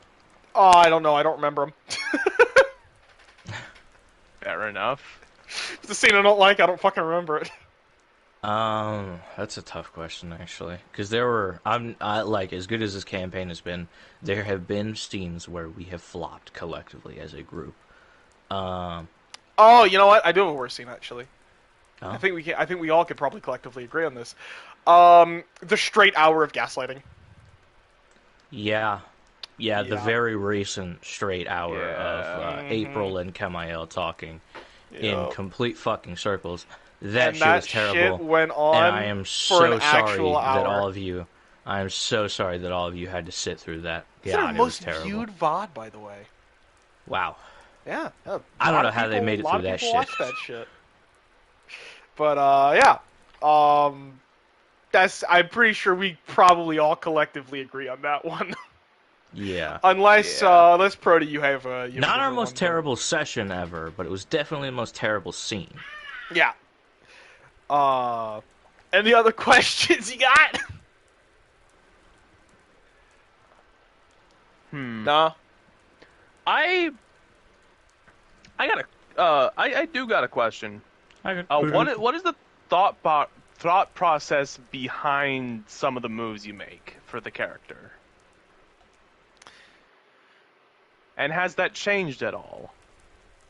Are you talking specifically to him or Hey, just who all are of you us? talking to? Anyone? More or a general just- question. Oh, okay. Yeah, I'm back. Y'all finished introducing your roles? Yeah, we're way past that. Oh yeah, we were supposed to do that, but we didn't do it. Yeah, fuck it. Yeah, we're not gonna bother. Yeah. So, thought process behind a lot of moves. So a big part of my move set, for a good part of it, I don't actually make my own moves. That is true. I don't make them. Killer actually makes a lot of his moves. Mm-hmm. Because the whole thing with Uriel at the very start, when I made the character, we were coming up with our semblances, and I said to Killa, have it just be, I'm gonna give you entire control over this. I'm not gonna know what it is. I'm not gonna know what the semblance is. It'll be completely fucking random, up to you. And so that's what ended up happening. There were a few moves that I made, like the Like Holy Blade. Moonlight. Yeah, Holy Blade. Nah, Or Holy, Moonlight. yeah, Just Holy Blade, which is more a reference to the whole it is a reason, reference. the moves that I make when it comes to Uriel, a lot of them are a very shallow reason, honestly. When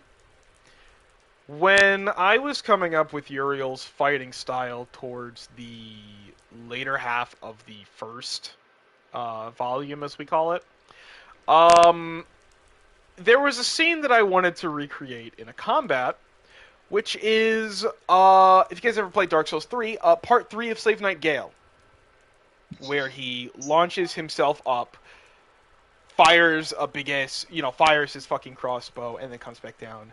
I wanted to make that! So, a lot of the shit that I myself have made was literally just preparation to let me do that.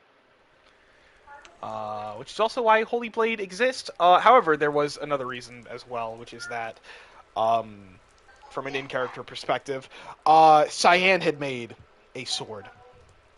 This was back when Uriel still liked Cyan. And he had made a sword using his semblance, so Uriel thought, hey, I might be able to do that.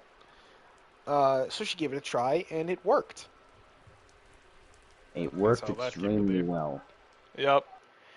And then the other part of her move list is, it's not even official moves. It's literally just whatever the fuck it is that I come up with dust. Just how can I apply this dust in a weird situation? Basically random bullshit go. Yep.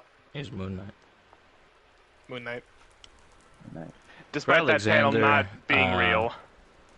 For Alexander, I really just went with what made sense, whether it be what's happening in the campaign or something that he's preparing for or something like that. Mostly just, just in the moment what made sense.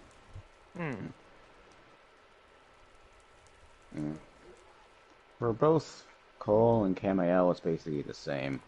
Usually in reaction to things I've seen or had used against me, I'd end up incorporating either a version of it or a counter into my moveset.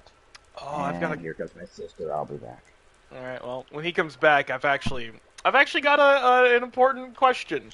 But, yeah, what about, Cyan? Cyan, he didn't have a whole lot of thought process behind the moves he made until Uriel actually gave him a direction with that. Be the shield and his lackluster performance in that. Yeah, which, kind of transitioning from that to, another matter. Yeah, that is, that's a big part of why Uriel does not like Cyan right now. Yeah, it's completely understandable. Yeah. Because he doesn't know how close Uriel and Cole were. Yeah, I don't think anyone does, actually. Like, it's more like they understand they're close, but they don't know to what degree. Yeah. Which, in case you guys have forgotten, I don't know if this was during the VODs, but Cole and Uriel were actually in the same orphanage. Yep. And this was in fact talked about. Yep, and that is actually a big part of why Uriel regarded Cole as close, even though they didn't really talk too awful much. But because Cole had actually, whenever someone would talk shit to Uriel, kind of in secret, he'd kind of fucking he'd beat their ass. That was what he was good at. He was good at taking action. And when he had told Uriel about that, it was like, holy shit. I wish that we could have been friends sooner. And then he was gone. Which, he's back now. Which leads me into the question I wanted to ask. And, Tragic will get your question after I ask this. Micah, you died! You fucking died! Yep. Yeah, let's talk about that. You fucking died. I thought it was gonna happen. I didn't think it was gonna happen how it did. You know, I don't want to downplay it. That was a really powerful scene. You know, like he definitely made it mean something, and he definitely, it was a very nice, of Cyan, or in this case Prody, to remember that his ability could possibly save him a little bit of time so that he could, you know, bury the hatchet before he goes. Mm-hmm. You know, close up any loose ends. Yeah. Because the ability was to grant temporary HP. Right. And so it gave him time, but It was limited time. Not lasting. Let's just say his soul had already left his body. Yeah. Which, there's also the, that transitionary phase between Cole to Camael. What was that like? It was odd, because I was both working on a new character to introduce, while also being the voice in mind of the AI Onyx. Yeah. Right. Which yeah, I can imagine that was difficult for a little bit. I did tell him about that before I did it. It wasn't just an out of the blue thing that he didn't know about. I did tell him, and I told Killa. I didn't tell the other two because I wanted it to be a surprise. Right. Not to mention we wouldn't know. It was strange, because it was strange being the voice in mind of a character who was only part of a character I had played before, while trying to keep his mannerisms and the mannerisms of the character I was creating from melding together. And also remembering what that character, that recreation would and wouldn't know. As well as keeping my interactions quick enough without saying them out loud until being summoned. Yeah, I imagine that would be quite hard, because there was a lot of things that Cole would know that Camael just didn't, you know? So you have to kind of... You have to play it like you don't know all that stuff. And you did a really good job of that, I'll say that. You definitely played Camael like he had no prior context. You know, the entire joke. Yeah, we've basically... It's not even a joke at this point. Honestly, at this point, he's just... We've just accepted that Camael is basically androgynous. Which is whatever. Yeah, that's Yeah, it's a unique. Do what you want. It's a unique Fuck trait. it. Yeah, it's a unique trait. But a little behind the scenes thing that you guys never knew about, and the viewers never knew about. So before the reveal that Onyx was a thing, and Uriel would just talk to herself. That wasn't just me coming up with a dialogue in my head. Like I wouldn't just randomly answer to myself. Micah would actually like send a message over Discord. I would read it in secret, and I'd respond to it. So it wasn't just me coming up with just like, oh, I should speak now, kind of alluding to that. No, it was an actual dialogue. Mm-hmm. It was basically a secret, one-sided dialogue from you guys' point of view. Yeah. I'm not And I gonna really say want to. I want to get into that in character. I want to talk about that, but it's there's so much other shit going on right now that it's difficult Yeah, because as a we player got the to fucking engage that. siege. Yeah, no, it's difficult as a player to and as a character to initiate that when there's so much other shit going on that I really have to pay attention to, you know, which is Yeah. kind of unfortunate because I feel like that's an interesting thing that will get brought up later, and I feel like at that point it will be too far gone, unfortunately. I feel like that's a good And transition into finally answering Tragic's second question. Right. Is there anything that you struggle with when acting as your characters, role-player development-wise? a lot. Yes. Yes, there definitely is. We already talked about this earlier, so I might sound like a broken record, but you know, Alexander had a distaste for faunus, and me personally, I ain't like that, you know. So yeah, that was really hard for me to act out, and it kind of got me to a point where after the session, I was like fiending to find a way for him to stop thinking this way, and I eventually just had to. I had to realize and tell myself I had to be like, all right, fucking chill out. It'll come naturally, because Alexander is not a bad person, deep down. So I kind of just had to have it happen naturally. Holy shit, I just had a stroke. But yes, playing that way, or role playing that way, and acting that way, was hard for me because I don't think like that. It's definitely putting myself outside my own mind into another.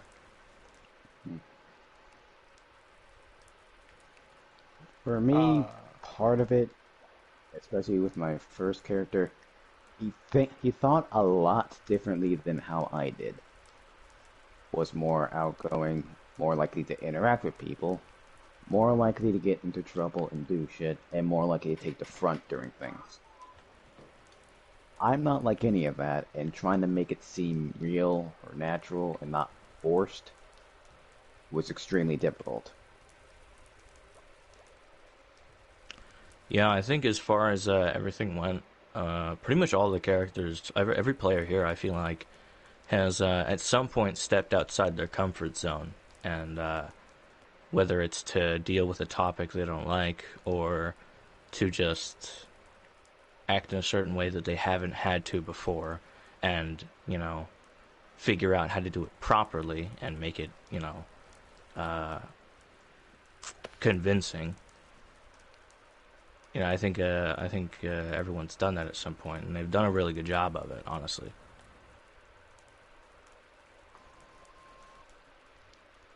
Yeah, I think the hardest part with Uriel is definitely a more recent development, which is occasionally when it pertains to this list that she's made, because of pretty much her inspiration to, or rather, you know, who she tries to be like when it comes to being the ruthless killer, because in all honesty, she's not a ruthless killer. She tries to act like how Cole would act on those when he was on the like the docks and shit like that, and also what she had read in his book. Which means that I had to act a bit like Micah. Me and Micah are very different people. Mm-hmm. And especially with our voices, he is very flat. I am very expressive. So I had to like tone that down. I think the week before I had done it in stream, and I actually fucked it up the first time I did it. But the first time that I did it, I had actually practiced. I had to practice that shit. I'll say the Like second time the was mannerisms. Yeah, I had to fucking practice those mannerisms, because it's just it's pretty much the exact opposite of how I am normally. Mm-hmm. Okay, I'll say this. We are polar opposites. We aren't professionals, but we do take this shit seriously to bring you guys the best entertainment possible that we can with our own two hands. and our limited voice range. And some of our limited voice range. And then another one would be Become a voice actor, Matt. Please. then another one would be the fact that Uriel sees herself as, this deplorable creature that doesn't deserve life, as I myself am rather content with myself. So, Kamachi is actually kind of narcissistic at times, in fact.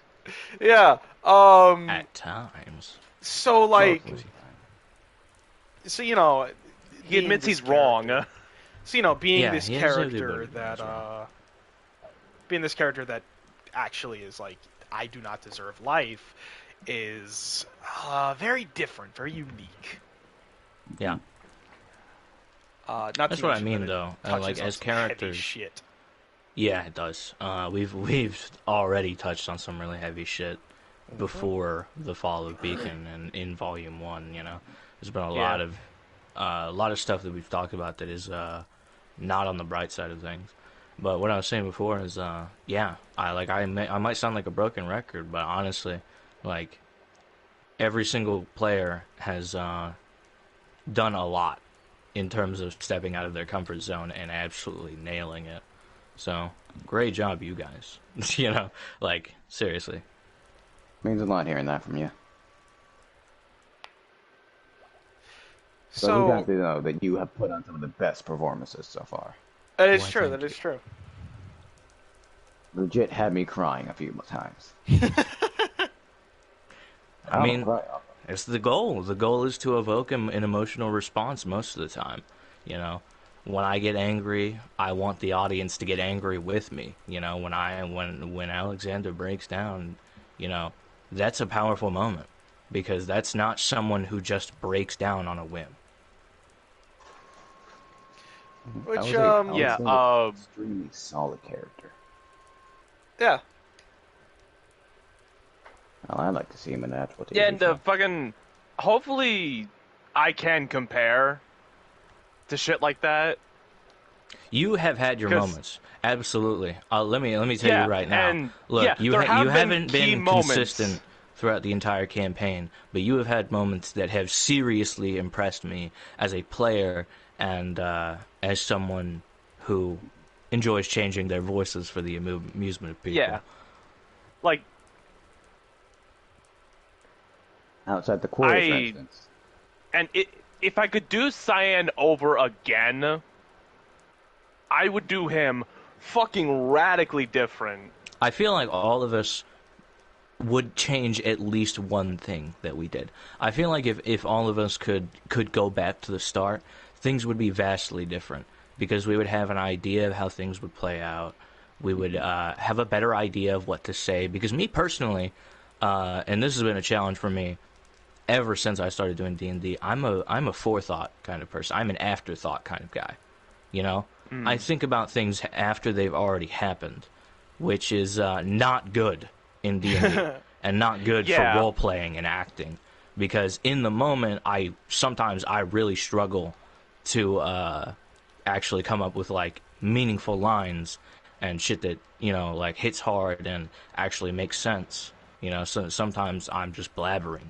You know what I mean? But I do try. I do try a lot. Yeah, because honestly, what I wanted to try to do with Cyan is to make him aggressive in a fight to the point where it's almost a detriment. And I think I've accomplished that to a degree. Almost. Definitely not last fight. Right?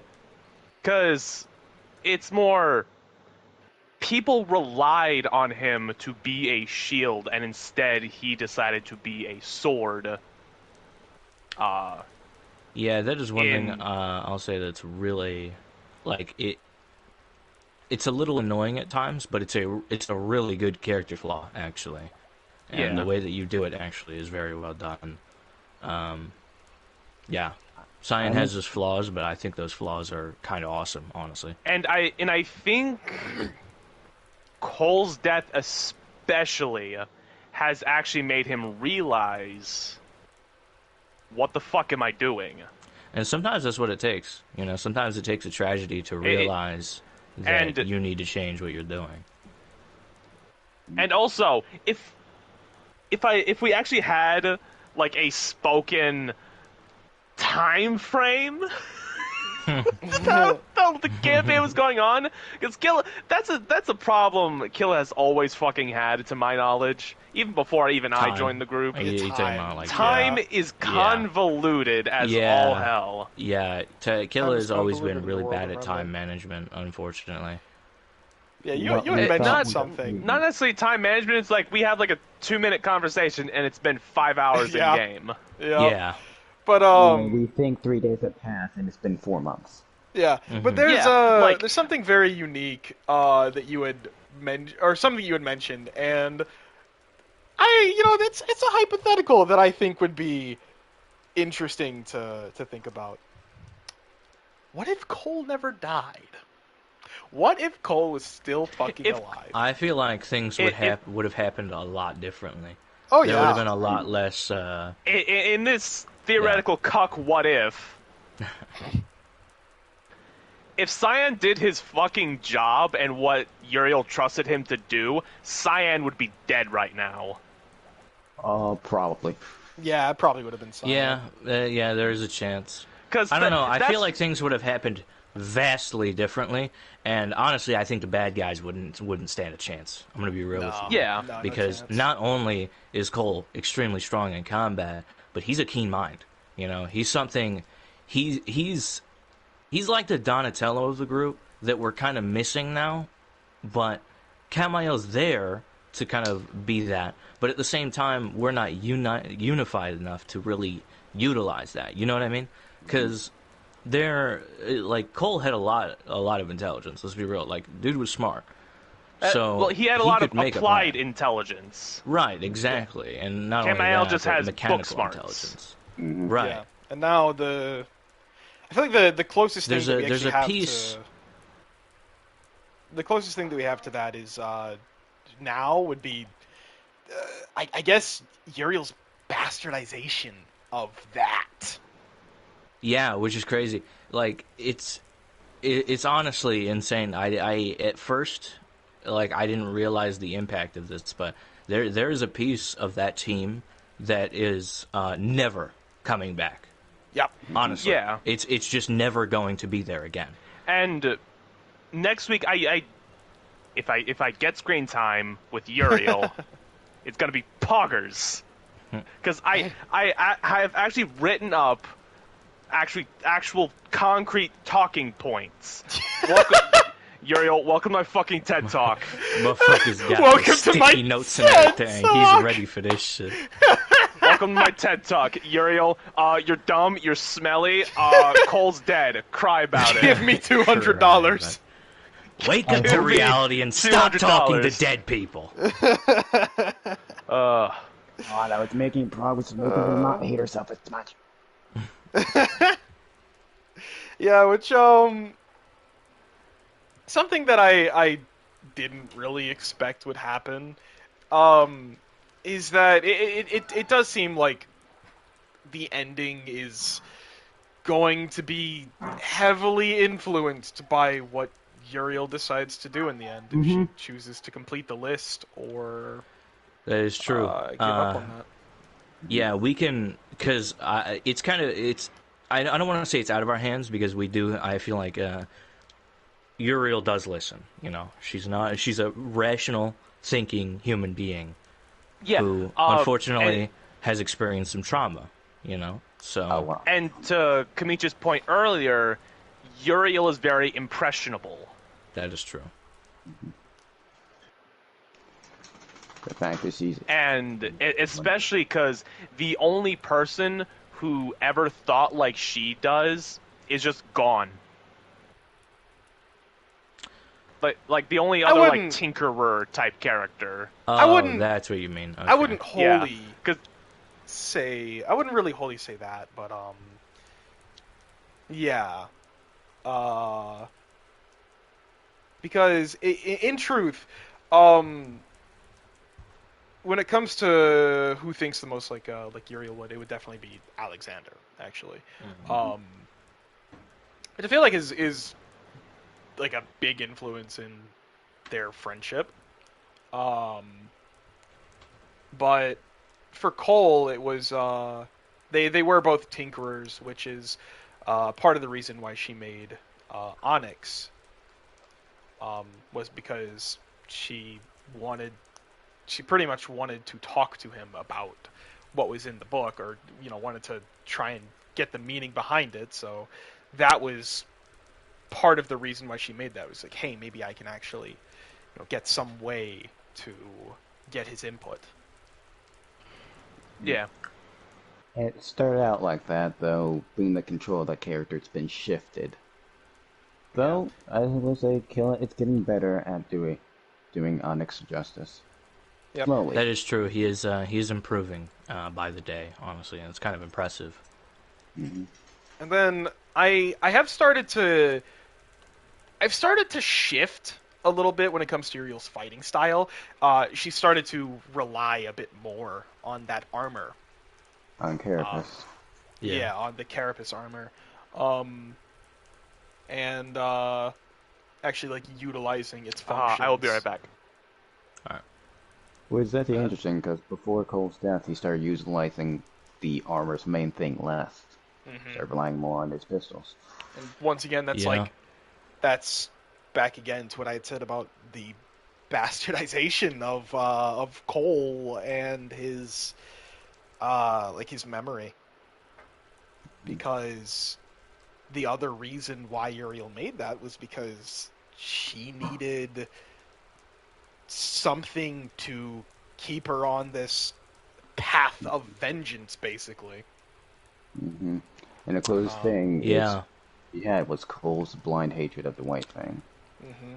Yeah, that's something I've definitely noticed, is that she's kind of, and that Alexander's noticed as well, is that she's trying to act more like him so that she can stay on this kind of Warpath. I don't even know what to like. Yeah, warpath would be a great word for it, and yeah, it's definitely noticeable if you get the prior context and you watch it and you know. Very interesting is all I can really say about that. It's very interesting. Kind of sad too, being that Cole himself, before he died, had an knowledge that said mission mode, as we've been referring to it out of character, it's unhealthy. Yeah, honestly, it's kind of tragic that she's going down this path, and I'm hoping that things work out for the better, but shit happens. You don't always win in life, and that's the same thing for this campaign. And something that I do need to point out, because I don't know if it's evident. I don't know if you remember, but the person that she had told, or the person that Cole told about the fact that mission mode was, kind of a problem, he had told that to Uriel while they were working on his next, he had brought the next blueprints for, I believe it was his next weapons to Uriel, and talked about that. So Uriel is wholly aware that was what he thought, but, there's a lot of shit that I really want to talk about and act out, and have Alexander talk to Uriel, because this is super important shit, but it's really hard to, because of not because of any outside source, other than the fact that there's a lot of stuff going on, a lot of really important stuff that honestly it's coming down to either okay, we need to do this now before it happens, or it's got to wait till after. And I'm thinking at this point it's got to wait till after, because of how important this stuff is. Yeah. One thing I want to mention, based on something Brody mentioned earlier, the main event that caused Cole to start thinking that his whole hyper-focus was a problem actually happened back at the docks when he thought he got Cyan killed. Yeah. Yeah, and fucking, I'll always have a problem with that boat fight. Yeah, because you think it's a Yeah. cop out or whatever. Yeah. But, yeah, fucking... But let's be real. We all know that's not true. Yeah. It Because isn't. Cole fucking died. Yeah. If that were true, Cole wouldn't have died. Which, what about the changes in the characters throughout the campaign? Because there have been Honestly, some drastic changes. It is a tie, personally, between Alexander and Uriel. Because they have evolved throughout this entire campaign. Like, completely. Yeah. And I feel like with that one, a big part of it is they pretty much, like, I don't know if helped is the right word, but Fed into each other? it's the closest one I can use. Helped each other to evolve. I don't want to say helped because not all of it has been for the better.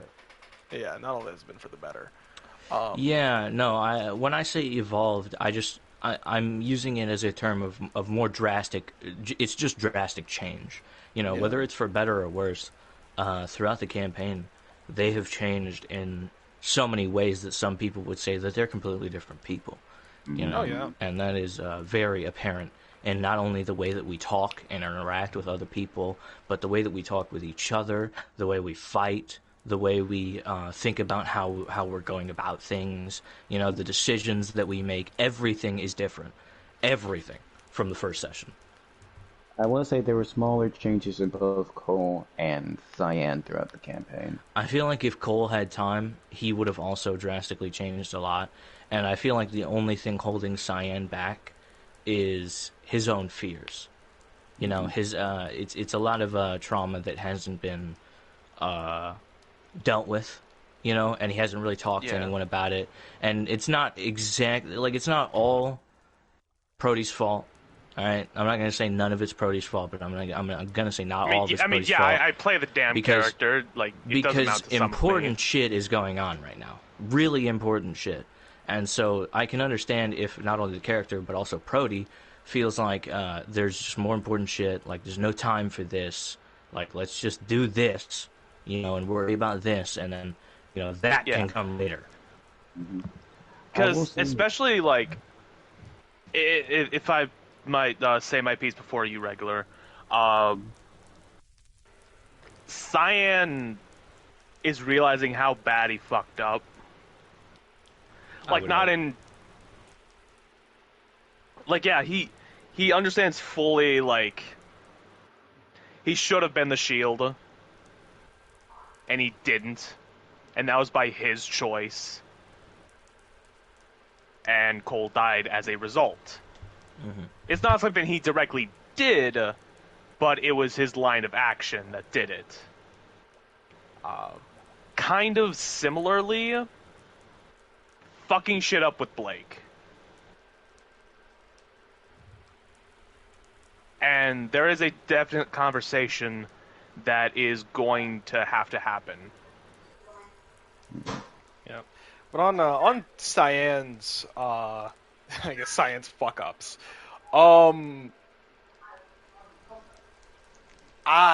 Uriel took Cyan, or Uriel has Cyan's aura now. Or at least bits of it into dust. And as she said, she's going to, be the fucking shield now. She's not going to fuck up this time. Yeah, she wasn't going to fuck it up.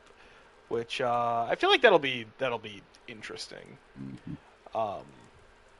It's especially interesting being that she's taken in parts of Cole, and as Cole was going forth, and if he had survived the fight, he was actually going to move more towards being more defensive than offensive.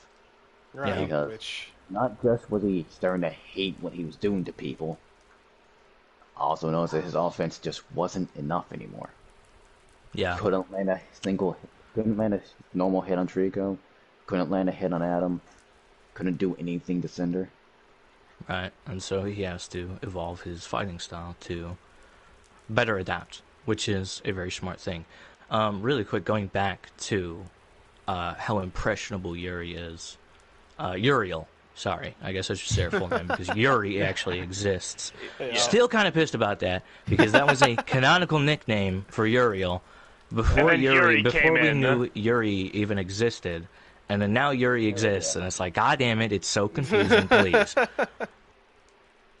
We got Anyway. Lil Yuri, and we got the cutting board. Yeah, that's fucked up. That's Enough of that rant. Back to But yeah. how impressionable Uriel is. Correct me if I'm wrong, but as far as I'm aware, I feel like the person that she's taken the least from is Alexander, actually. Yeah. Which is honestly. kind of ironic when you think about it. Well, because a big Yeah, part of considering it. they're the most connected. Yeah, a big part of it is that they're already like very similar. It's Yeah, just their yeah, fighting no. styles. Really, it's yeah. their fighting styles that are different. And in a way, their fighting styles are also similar in regards that they are, when it comes to their offense, wholly fucking reckless. Yeah. They're completely reckless. Alexander, because of his semblance, and Uriel, because she's just very. She's gonna complete the list she's one got- way or yeah, another. she's got issues. Yeah. You're fighting like Cole did during early Volume 1. What I'll say is that a little character insight here. Before Alexander went to talk with Cassian, and like I guess from the moment that they first started entering Vacuo. No, I feel like it happened even before then, honestly. I feel like towards the end of the Beacon Academy arc, I guess we can call it, right? Towards the end of Volume 1, and up to the point where he talked to Cassian, like, afterwards, Alexander has had kind of a power trip because of his semblance. Like, I don't know how to explain it other than, like, he feels like he genuinely cannot die. Like, anyone who tries is just a fucking idiot because it's not going to work, and he's just that guy. Which is understandable. Does not understand. It's understandable, and as far as the campaign has gone, it's fucking true. You know, because as much as he is sad about Cole's death, Cole died, but he fucking didn't. You tanked the. I took the same damage that you did and lived. With aura to spare, by the way. Which Okay, one aura to spare, but still. The attack that put a hole through Cole's chest and his armor. Yes. I absorbed it. Right?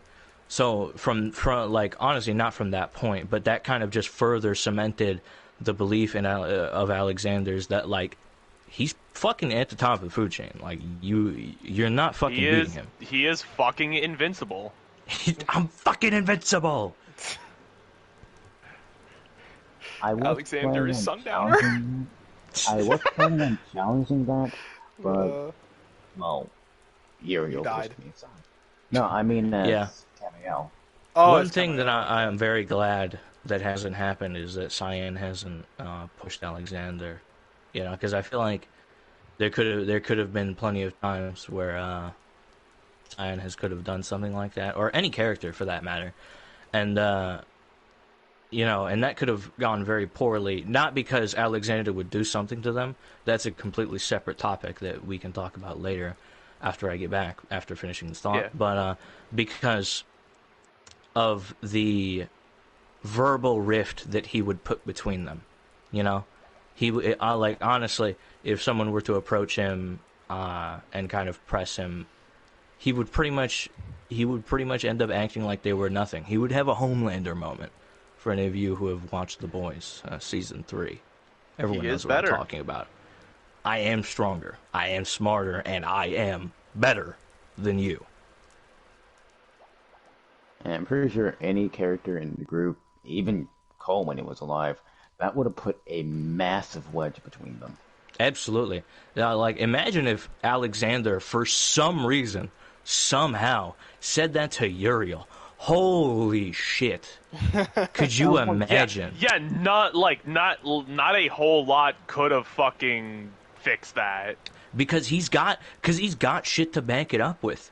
You know, Uriel said it herself. You know, the blood experiments, the fucking I like to call it the final shape, but you know his flying ability. You know, all of that he's done on his own. He's figured that out on his own. You know, because sometimes it is a detriment to a character to be so goated with the sauce. It is. It absolutely is. Like, to the point where, like, if it came down to an argument, like, yeah, he would probably start saying shit that originally he wouldn't mean. But, you know, after walking away from that argument, he would be like, no, actually, I am smarter. I'm better. I'm literally stronger. I am better than you in every way. You know, because the more you think about it, the more it's like, yeah, he's pretty fucking smart. Possibly smarter than Uriel in some aspects, not every aspect. Okay, let me get that straight.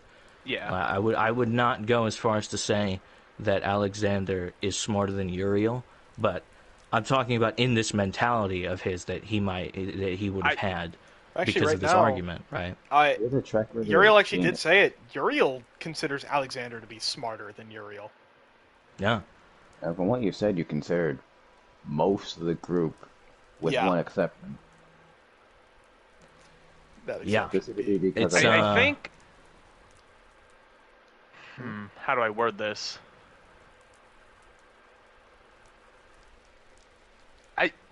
Okay, here it is.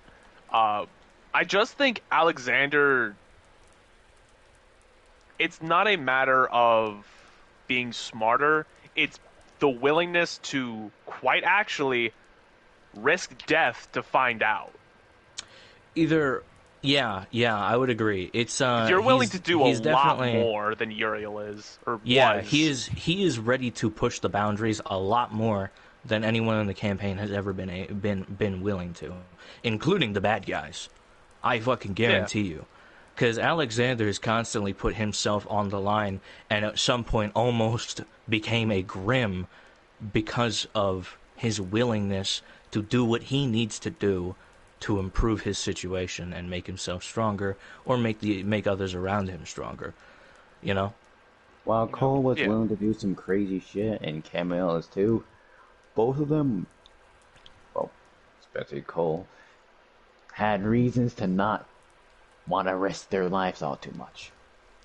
So they have limits that he's crazy enough to ignore. Yeah, and that's the another thing. Nickname Crazy K is still alive.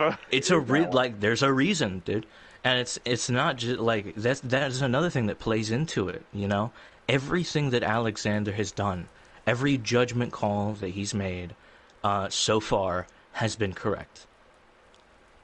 Every single one. I don't know fucking how. I feel like it's by pure coincidence and happenstance and a lot of luck. But to him, it's because he's just that guy. I remember recently you said that there was one judgment call recently that had to do with Cyan that was wrong, but I didn't hear the rest of that conversation. I can't exactly remember either. It was trusting Cyan. Yeah. It was, yeah. We got some further context out of character. We don't know about this in character, so this won't affect the way that we talk to each other in character. But yeah, there is a singular judgment call that Alexander has made wrong so far, for some meta knowledge, and that is trusting Cyan. So yeah, if that's revealed, that's going to be a big deal, and it probably will be revealed, unfortunately. So yeah, there's definitely gonna be another rift there that we're gonna have to close up, or it's just gonna keep growing. Which that's something else that I wanna talk about really quick, right? So there have been rifts between the group, right? Uriel and but they've been mended, except for with Cyan. It's only gotten worse. Cyan is. Honestly, he's kind of been isolated from the group in a way. They might Yeah, have been small groups back in the Beacon days, but they were like small, unnoticeable. But they have expanded since Cole's death, and each time things are tested, they just expand more and more. Yeah. yeah, it's honestly, dude, I don't know what you got planned for Cyan, but it's gonna have to be big.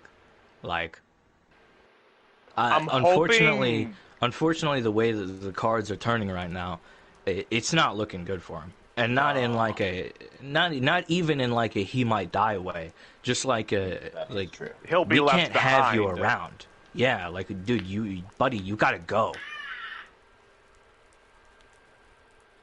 Which is But yeah, very, very that's unfortunate. it is very unfortunate. But you know, we don't like. Obviously, we're not going to metagame just so we can be like, no, we're all Yeah. friends and whatever. Like, no, we Yep. gotta play It's it. like Unfortunately, play the character. We we gotta have a hit the saying ball sometimes. where it lands. When we go against each other, we have a saying. What happens, happens. Happens. Yeah, it's what it is. It is Yep. what it is. Fucking And ball. yeah, when Uriel and Cyan were basically like pretty much when it was openly put that yeah, they're going to oppose each other. After the session, I said to Brody, I was like, hey, what happens happens. What happens. Yeah, But Yeah. that's like very good for Cyan because of that's a recent mutual development. thing. No, unfortunately, it's kind of one of those things. Like I said, like he said, like Kamich said it. I mean, you know, we're after a good story, and we're gonna fucking get it. But a good story doesn't always mean a happy story. Even if That we is have to true. maul each other for it. Oh yeah. One thing I was talking about earlier that I forgot to mention. Another thing about Alexander that kind of I don't want to say it sets him apart. I really don't want to play myself up, honestly, but about you can Alexander's character in specific, what sets him apart is his willingness to make his own answer if he can't find the one that he wants, which he has done several times. You know, it's kind of one of those things where it's like, I think that sets him across from literally every character. yeah, no, is his willingness to look at a situation and be like, here's what I want to happen. It's Doesn't fucking matter what you think. I'm gonna make it happen. actually, Like- if I may draw a similarity, you chose option C. Yeah, yeah, absolutely. A B C Pretty in yeah, A B C slick C every time. Motherfucker D. Like Yeah, but that is also another thing that kind of is why Uriel really honestly kind of looks up to Alexander.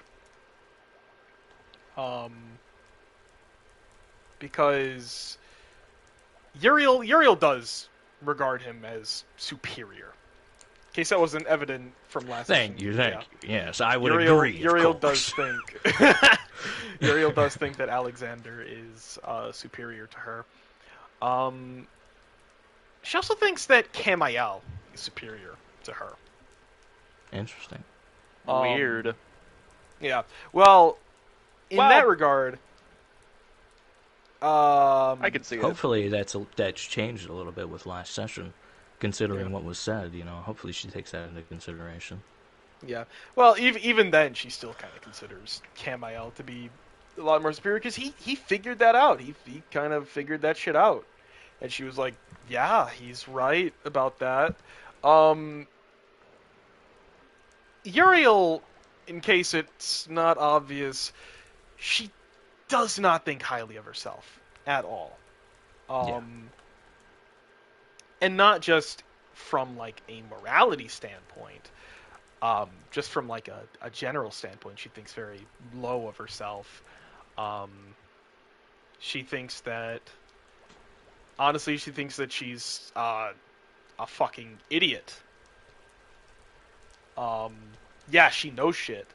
However, she also kind of believes that a lot of that was given to her via the program, as well as the fact that she has the knowledge but like can't use it properly or doesn't know how to use it properly, Yeah. which leads to her being which led her to making these weapons instead of doing what she would see as something positive. Right, which is something that... Oh, sorry, excuse me. Which is something that I've noticed as a player, and Alexander has noticed as a person. Which is also why, he said those things to you, or to Uriel, rather. Yeah. And, why he doubled down on it. When we were having a little dialogue, and you were like, really? You said you'd drop ones, and it's like, he had to make it very clear to Uriel, because, that's the only way he could. Like, that is not how little she means to him. That is how much that you mean to him. And I said that line got me crying in the studio. And another thing about it too, which I hope that I've made this evident, when Uriel does realize that she's wrong, she really does beat herself up about it. Yeah. Like I think the first time when she had this wasn't on VOD, so the people who watch VODs don't know about this. But I think there's part of it that's on VODs, but not the entire well, thing. the scene at the waterfall when she realized that wasn't on VODs? No, that wasn't on VODs. Fuck, that was such a good scene too. That That sucks. That was the stream right before we got VODs. That's tragic. Yeah. For anyone who doesn't know, Alexander made a judgment call, which ended up being right, of course. Yep. But at the time, Uriel didn't know that it was going to be right, so she was very angry about it.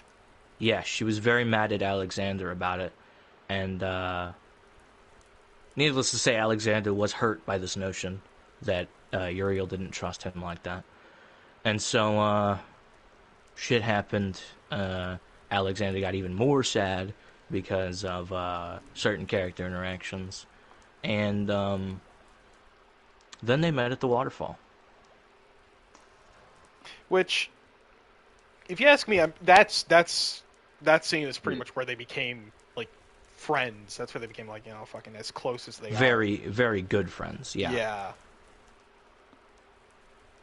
As I've said in the Discord chat several times, just kiss already. Yeah, I'm gonna shut that shit down right now. This is not a love story. Nope. I know, it's a tragedy. Like, I understand, like, you guys can have your fucking ships or whatever. It's cool. I just want you to know that it ain't canon. And if Alexander at some point is like, I fucking love you, Uriel, it ain't like that. Like siblings, probably. Yeah. Because he probably will say it at some point, because there's no other way to fucking put it, really. What the fuck? Oh, that's Caca. I got a text about something, but yeah. Oh my god, I gotta silence this shit. Bruh. Oh my god. You sounded like Killer right now, motherfucker. Hold on, I gotta silence this shit. They're fucking messaging in a group what chat is his that I've got other? nothing What to is do the other with. thing? Ding, or like what is it? I can't remember. Oh, the fucking. Oh Sounds yeah, like that's a what it's. level Ding, ding, ding. Ding, ding, ding, ding. Sounds like a level up jingle. It really does too. Yeah. It sounds like some Final Fantasy jingle. It's fucking great. Item got. Yeah, but one thing I will say when it comes to that, Uriel at one point or another actually did consider it, but she decided not to try to pursue it because she actually believes that Alexander is out of her league. Ooh. Oh, Yikes. hurts. Yeah. Ouch! Oh my god! Or is it? Damn! Yeah. Wait. No. No. Sorry. She's out of Alexander's league. Damn! I think. No, that would mean Are she you considers herself talking higher. about inferior or superior? Are you talking about being? She thinks inferior or Alexander is superior. Which Okay, one yeah. is that? She Which one is thinks that? Yeah, Alexander he's out is of your her league.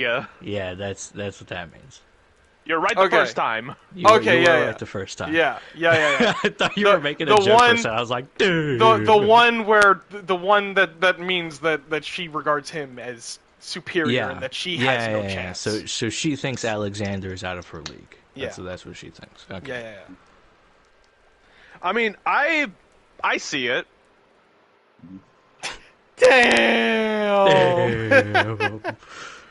I kind No, of 'cause For actually, the like- love of God. No, it honestly is just because Alexander is kind of a Chad. that dude. He is He's that just- guy. Why? Because he's the GOAT. The GOAT. He's the goat. He's a goat. Racist. You know, he's a goat. Oh my god. You know, he's a goat. Uriel's a plant. We're perfect. I eat the plant. Oh, that plant. scene was That a was lot good scene. funnier than I thought it would be. Yeah. Oh, I man. like, dude. I don't know. I love the blend between comedy and seriousness that we have. I Yeah. think it's done. Especially I think it's with definitely, Alexander and Uriel. Yeah, I definitely think that it's really well done. Honestly, Yeah. in terms of like the ratio, you know what I mean? Golden ratio. Golden ratio, Alexander. Yeah. Alexander 1 million. And that's it. But yeah, so yeah, the fact that Alexander was like, yeah, I'll drop Weiss right now, like, Uriel wouldn't tell him to do that. Oh, he but knows. It did mean a lot to her. That he Yeah, said no. that. Oh, they're killing. Yeah, he knows. He knows that you would never ask him of that. That's why he felt the need to say that. Yeah. You know, because it's something so outlandish that that Alexander thinks Uriel would never even have crossed her mind, and you know he's got to use that to seal his point of like, do you not understand how fucking much you mean to me? Like, That might come up. do you again. understand what I would do for you? That might come up again later in the next volume. Possibly, very possibly. Bro, Hey, that might be the we fucking got- epilogue of we got this the volume. whole And I'm not gonna cast lie. here. Speaking of NPCs, bro, if Weiss is there to see that shit, ooh, that's unfortunate for her. Oh, Ooh, that's unfortunate for her. Especially if it goes from you drop streaming? to drop. Yes. yeah, we're live right now. We're doing the Q&A right now. Yep, we're doing the Q&A. You know what I mean by that, man. It's more. Yeah, it's no, more I- of us. I It's get it. more of us. Just there's no one in That chat, scene, so it's more of just us that talking line, about that shit. line was so impactful, but it was so funny at the same time because the thought immediately crossed my mind. I was like, wait, wait, no, wait, not like that, not like that. I didn't mean it like that. I'll drop while you're just gonna kill her. Just gonna gun her down right there and then. That's not what I meant. That's not what I meant. Please. Which is don't funny. know how next I volume never goes. even that thought didn't cross my mind until you were like, wait, no, that's not what I meant. Like I wasn't even thinking about What that. did I miss? Both things cross my mind What line? simultaneously. Yeah. Yeah, you remember when Alexander was talking to Uriel and Alexander was like, yeah, you say the word, I'll fucking drop Weiss. I don't care. No questions asked. kill You her right need to now. Give me a reason. Dead, Yeah, gone, no, I- reduced to atoms. I Yeah, fucking and then I immediately said, afterwards was like, I've whoa, said this wait, before, whoa. but I immediately, my brain immediately autocorrects to Whis. Like from Dragon Ball. Why? But I need to Oh fucking my keep reminding goodness. myself it's Weiss, like rice. Weiss, like- Rice. She's That's a lot funnier than it should be, Prody. I hope you know that. Good. But Rice like rice. yeah, fucking. She's your rice ball. Oh, okay, buddy. Take a bite. Rice ball. How? Oh, that's a Yang level pun. But yeah, and Yang then is- That would snap Yang right out of whatever fucking depression she could be in. Yep. She's no longer in a Weiss ball. depression. Weiss ball. That's Yeah, true. Now she's motivated. now we have She has a Killa here. surplus.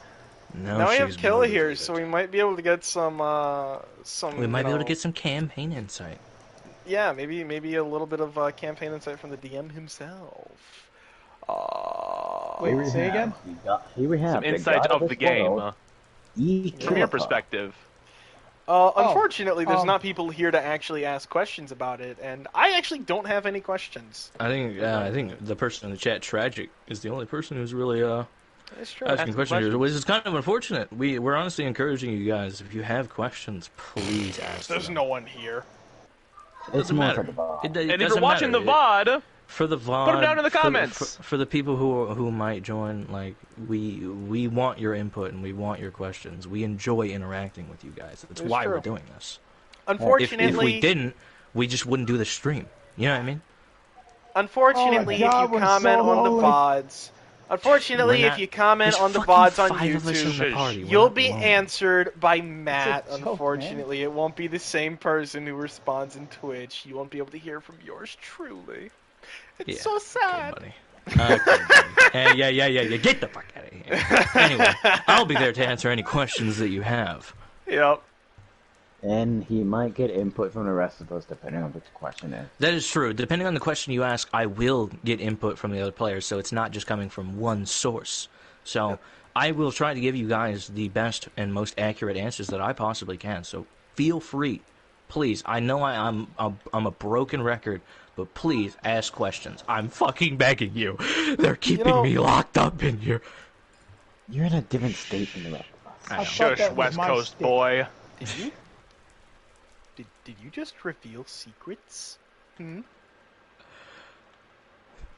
Why do I have What? 15 years in it? My name is Walter Harthwell White. Christ almighty. You know something. Something like that. You're lucky you're needed on Sunday. You're lucky you're needed on Sunday. I have immunity. Yeah. You have immunity, but doesn't mean I have to feed you. Wait. No, look. I was... Come on, man. You want we to go go? way back. Come on, Listen. You I want was to just go? messing around, You want to you know? go in the Guys, void along with Killa, huh? Guys, Is that what you don't, want? Don't listen to me. I'm just playing around. I'm just doing a Yeah, little goof. It's just a bit. yeah, you know? yeah.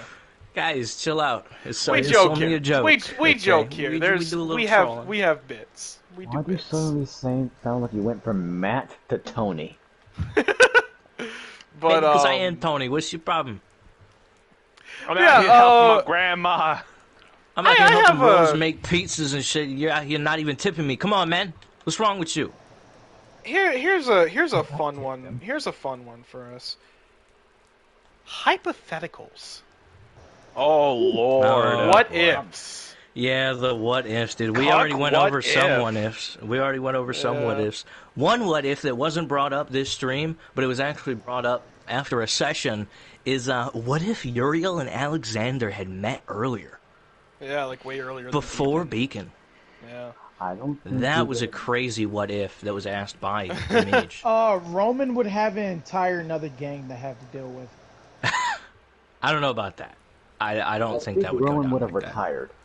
No, don't- I genuinely don't think that would have gone down like that. I don't know that either would have actually. I think both of them probably would have. It would have gotten I out feel like the campaign sooner. would have started a lot earlier than them meeting in Beacon. Like, Yeah. because okay, since we're doing this what if, right? Or are we doing this what if? Is a great question actually. Yeah, sure. You guys, Yeah, all let's right, do it. okay. So if we're thinking about it, think about it this way, right? Uriel and Alexander meet. Let's say, you know, they go to a meetup to trade illegal substances, you know, so that I can deal them or whatever. And this time Dijon has Uriel actually do it in person. You know, she needs to get some street smarts. She needs to get out there. And who to do it better than that guy, Alexander Cairo? You know what I mean? Easy K. So, how do we think that would play out? I mean, it'd probably play out. Well, it would depend on whether it would be just, you know, a regular deal, or if they would, you know, actually talk. Like if they actually talked more and somehow got that fucking you know, got that Support. connection to where they, you know, become close. I think that you know, because they are very similar in certain regards. But I do think that, you know, they would actually be good influences on each other. Yeah, I think, honestly, if you want my opinion, I think it would happen similarly, but in different context, right? Alexander would make a judgment call. Uriel originally would be like, "You fucking moron, what do you do?" It worked. Yeah. What? He's right. It worked. I was right. And then Uriel's like, huh? You know? And then that kind of same thing kind of happens there. But you know, maybe that's just me. Maybe I'm just thinking. Allow me this train of thought. Okay. I think Alexander would be dead. Huh? Now hear me out. I think through whatever gang shit that Alexander had to go through, because, let's be honest, Vacuo is fucking dangerous. Yeah. At least at that point in time. And Alex didn't have aura or semblance. So we're talking a much weaker Alexander. We are talking Well- a much weaker Alexander. But I don't think But there is one thing that arguments you're to be forgetting. made. Remember who taught Alexander Uriel how to did use te- that? Uriel did teach Exactly. him aura and... So if we're going And along the same semblance. timeline, right? Or if we're going along this timeline, right? Let's you know, Alexander makes that judgment call. He's right. Uriel's like, wow, okay, this guy's pretty smart, actually. You know, like maybe I should trust him a little bit. And you know, maybe one day he's having trouble with an opposition member or you know some particular other gang, and Uriel's like, you know, I know how to give you an edge. You know, okay, hear me out. There's this shit called aura, and it all goes downhill from there. So, you know, Uriel teaches Alexander how to use aura, and then eventually tells him about the semblance, right?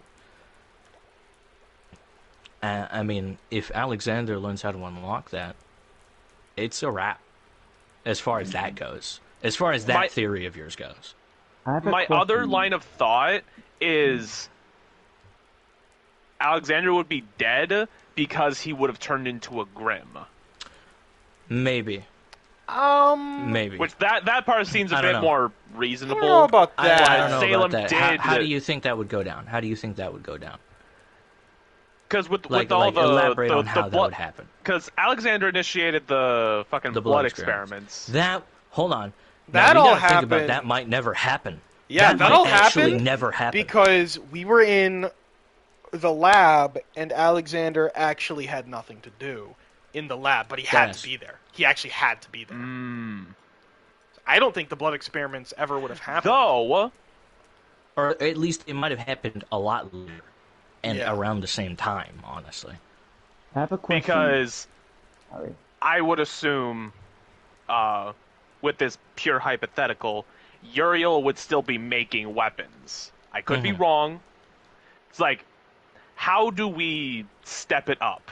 I feel like if they had met though, I think Uriel actually would have stopped early on when it comes to making that shit because little fact about Uriel, she was basically like I guess I should say Tony Stark, in the sense that she made the shit, never actually would interact with the people, because all third parties. She never interacted with the people that So was she didn't see what it using would that do. stuff. She didn't see what it was doing. She was willfully ignorant. Meaning Alexander would, kind of bring that to light, which that's honestly that He is would what kind of brought it to shatter light. that barrier. Yeah, that is actually what brought it to light originally, was that,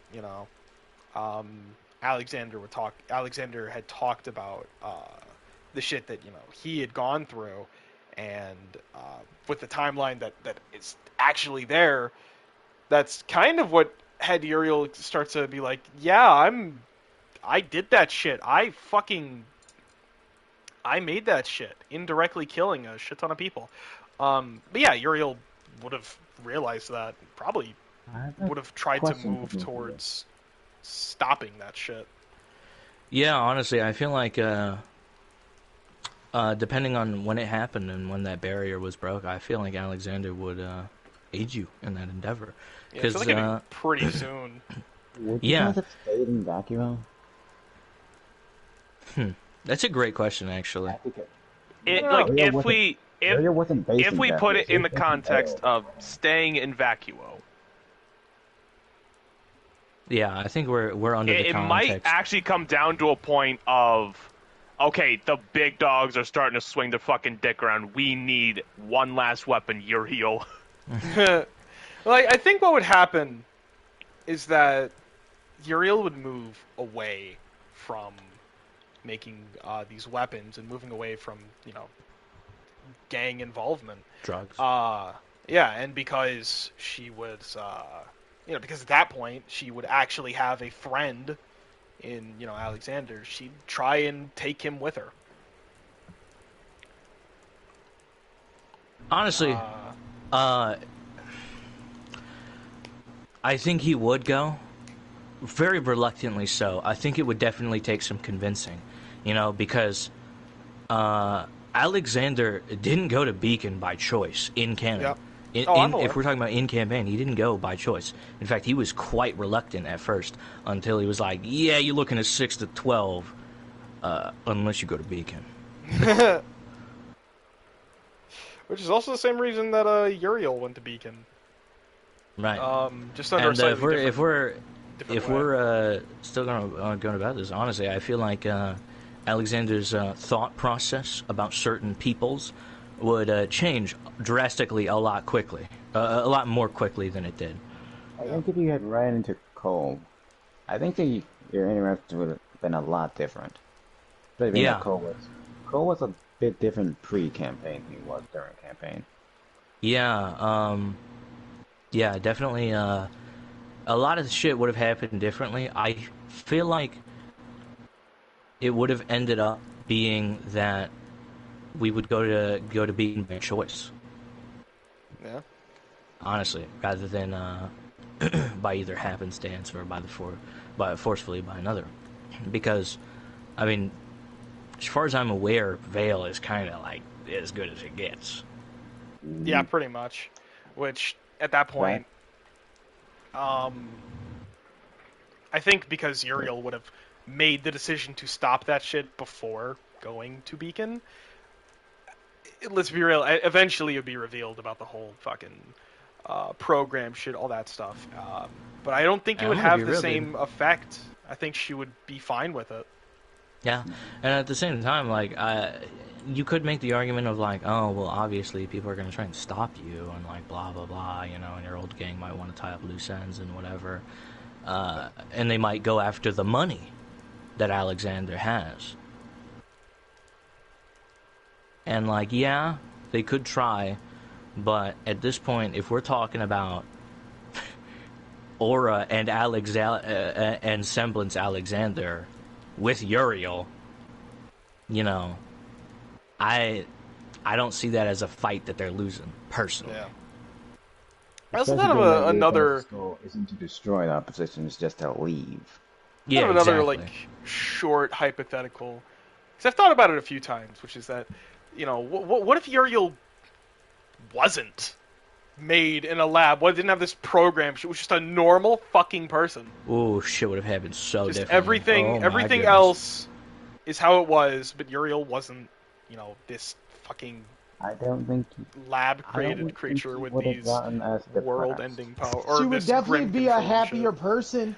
Oh yeah, That's for sure. she'd be like what the original idea was, because Uriel originally was supposed to be this, I honestly- happy-go-lucky team player. She would never have made Onyx. She Nope. would. When Alexander would bring up killing the kid, fucking Uriel would probably be like, dude, no, what are you Yup. thinking, you fucking dude? We're She not needs him. a hug. She needs I a think- hug so bad. I think you would have been Someone more hug active. this poor child. No. Okay. I think she would have been more active in helping Cole get past this whole dilemma he was going through before he died. Probably. And if he had, I think he may have survived. Yeah. Because he was conflicted about how he'll go about things, which did not help during the fight with Adam, and definitely didn't help during the fight with Cinder.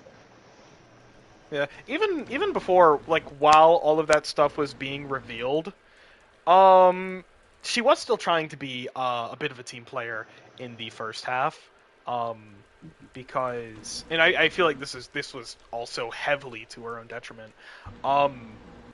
She never really like tried to get anyone's help when it came to that stuff. I mean, Alexander, he was there when it happened.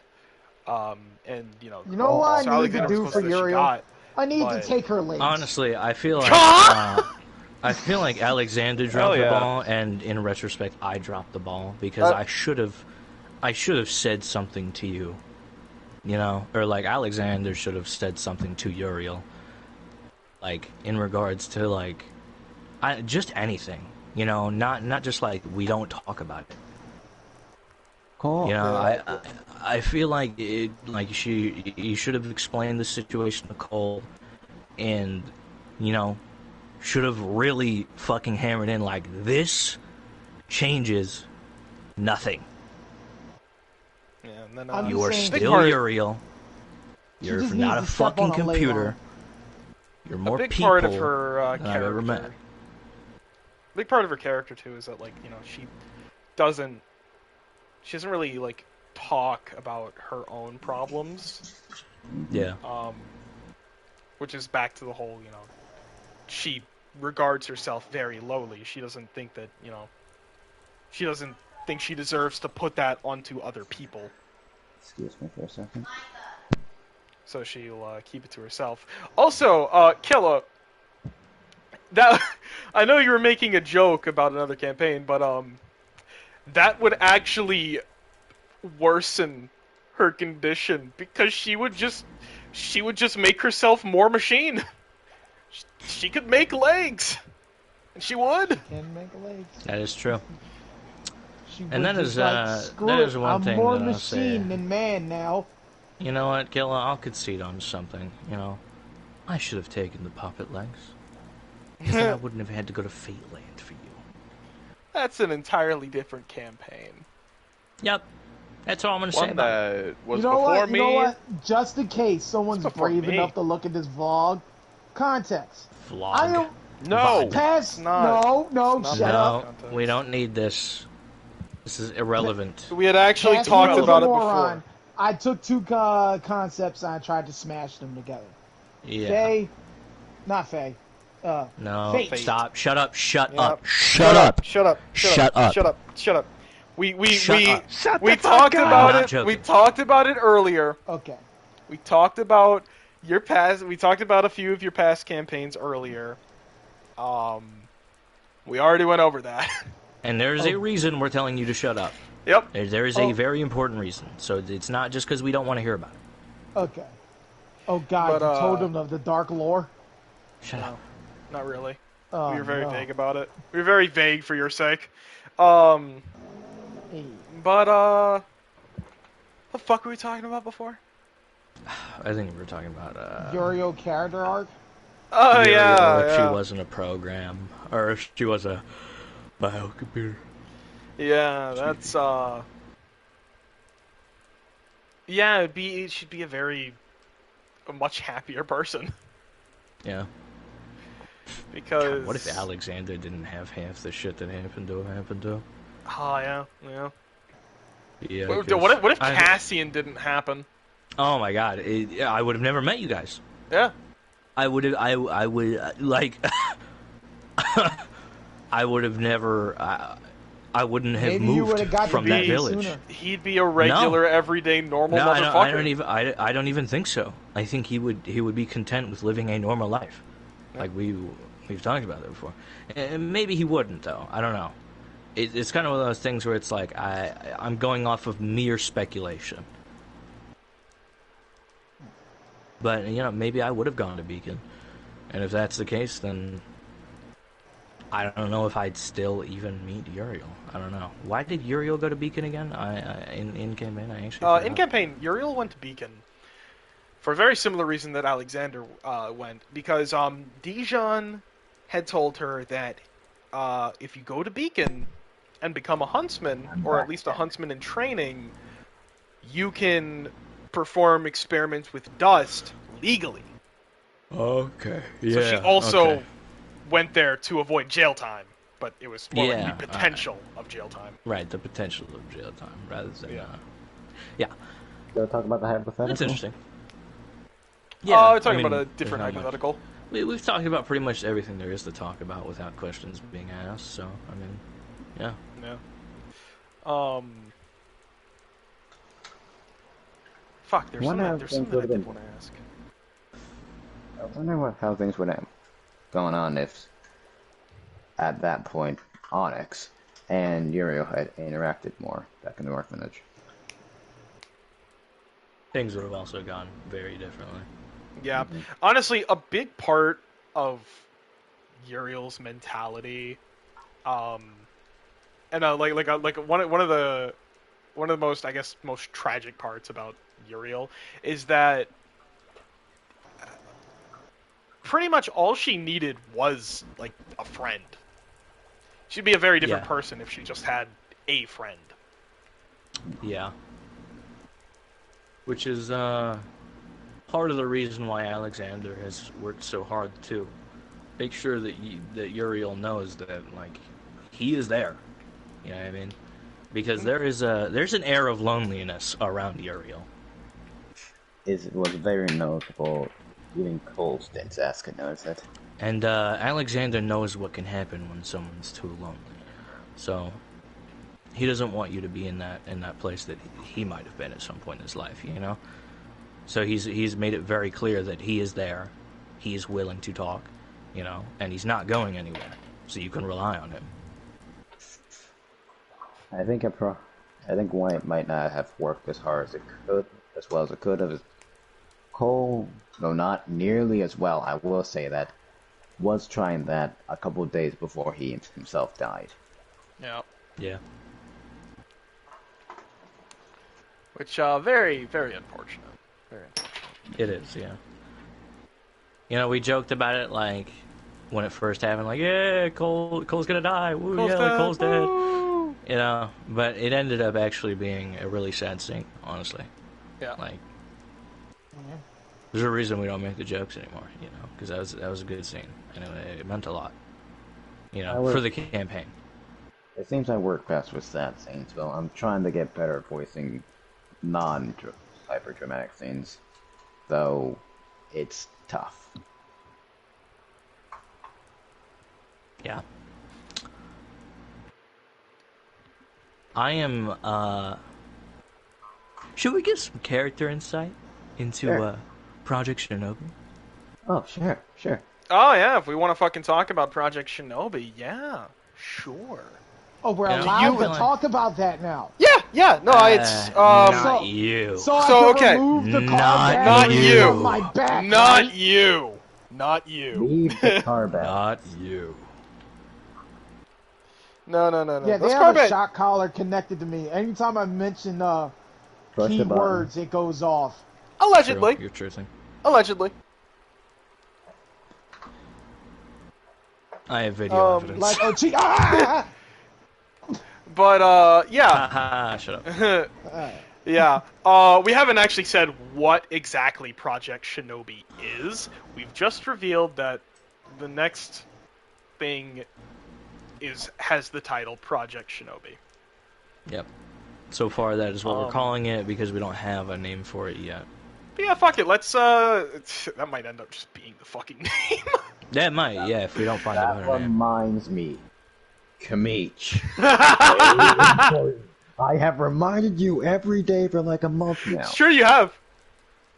Ian Pachita's first line has to be a curse. Yep. And there you go. That is that's my next character. His name is going to be Ian Pachita. Yeah, Leon Long Potato. Don't make it an actual Damn! curse. Just making an actual curse from a book or something. And Curse I of the One Ring. think that'll be very interesting for many viewer who watched the RWBY campaign. That'll be interesting from their point because I plan on playing a very different character from Uriel. Extremely. I've talked a lot about how Alexander almost went down the route of you are below me and you are not worth my time. I think I might genuinely do that with my character in Project Shinobi. Oh, I'm gonna hate you. It's gonna be great. And I don't mean in the sense of like Shinji, you know what I mean? But he's going to be very aloof. Ugh. And when someone challenges him, he's gonna act like they're a fucking child. I have a certain someone I need to kill. Give me for a second. But Oh, Yes. look at the little baby, quiet. little baby. Oh, something. Excuse me. They clamp up the dog. Oh, Yeah, my with the way timbers that, are shivered. I got chills down my spine. Is there anyone in the group that has black Also, Timberland? shut the fuck up, killer. Why? What? You know why. Don't You're fucking saying play dumb. you're saying too much. You're saying too much. Just shut up, man. We'd like to keep some secrets, but yeah, with I think this next one is going to be very fun. This next character of mine is going to be very fun because little insight into how their mentality will be. They follow a code, and that code is very simple: lie, cheat, and steal. That's all there is to it. Why cheat and steal? Yep. Which, from what I'm doing now, very different. Very different. Yeah. He's gonna have, yeah, my character is definitely gonna have that kind of, like, he's really not gonna take anything seriously until it's, like, actually serious. Like, he might die serious. But at the same time, you know, he's gonna be what he is. You know what I mean? Yeah. Do you have a name? Yeah. Do you I have a don't, name? unfortunately, have a name at this time. I'm still figuring it out. It sure shit ain't gonna be some shitty name like Peon Burrito Tato. Damn! Burrito Tato. Sorry, what was his name again? Are you gonna say the name correct after? Eon Pachita, man! But, Wait, hold Beyond on. Greyjoy? dude. Leon I Cheese Grater? I won't lie. The characters I play definitely get the short end of the naming straw, or the naming sticks. Uriel was okay. Uriel, Eucalyptus. That's an alright name. Like, it's better than fucking half of the shit you could have came up with, to be honest. Better than half the character names I'd come up with. It's better than Eon Pachita, that's for sure. I don't know what you're talking about. Eon. Actually, that is. I think Eon. I think that was a reference. Let me tell you right now, The it name will be Eon. a fucking... I'm back. Pigs will fly when my Actually- character calls you by your actual name. Also, I remember where I got the name Eon from. We were talking about one of your old characters from before we streamed, Leon.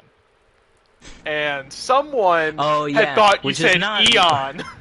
Yeah. And I was like, yup, that's my name now. It's not even how you spell it, Potato. man. It's L-I-A-N. It's Leon. And then Eon we saw Potato that Chip. in the manga. Are we talking about those characters or? Yeah. Yeah. Yeah, we're talking giving about some Project character Shinobi insight characters. for Project Yep. Shinobi.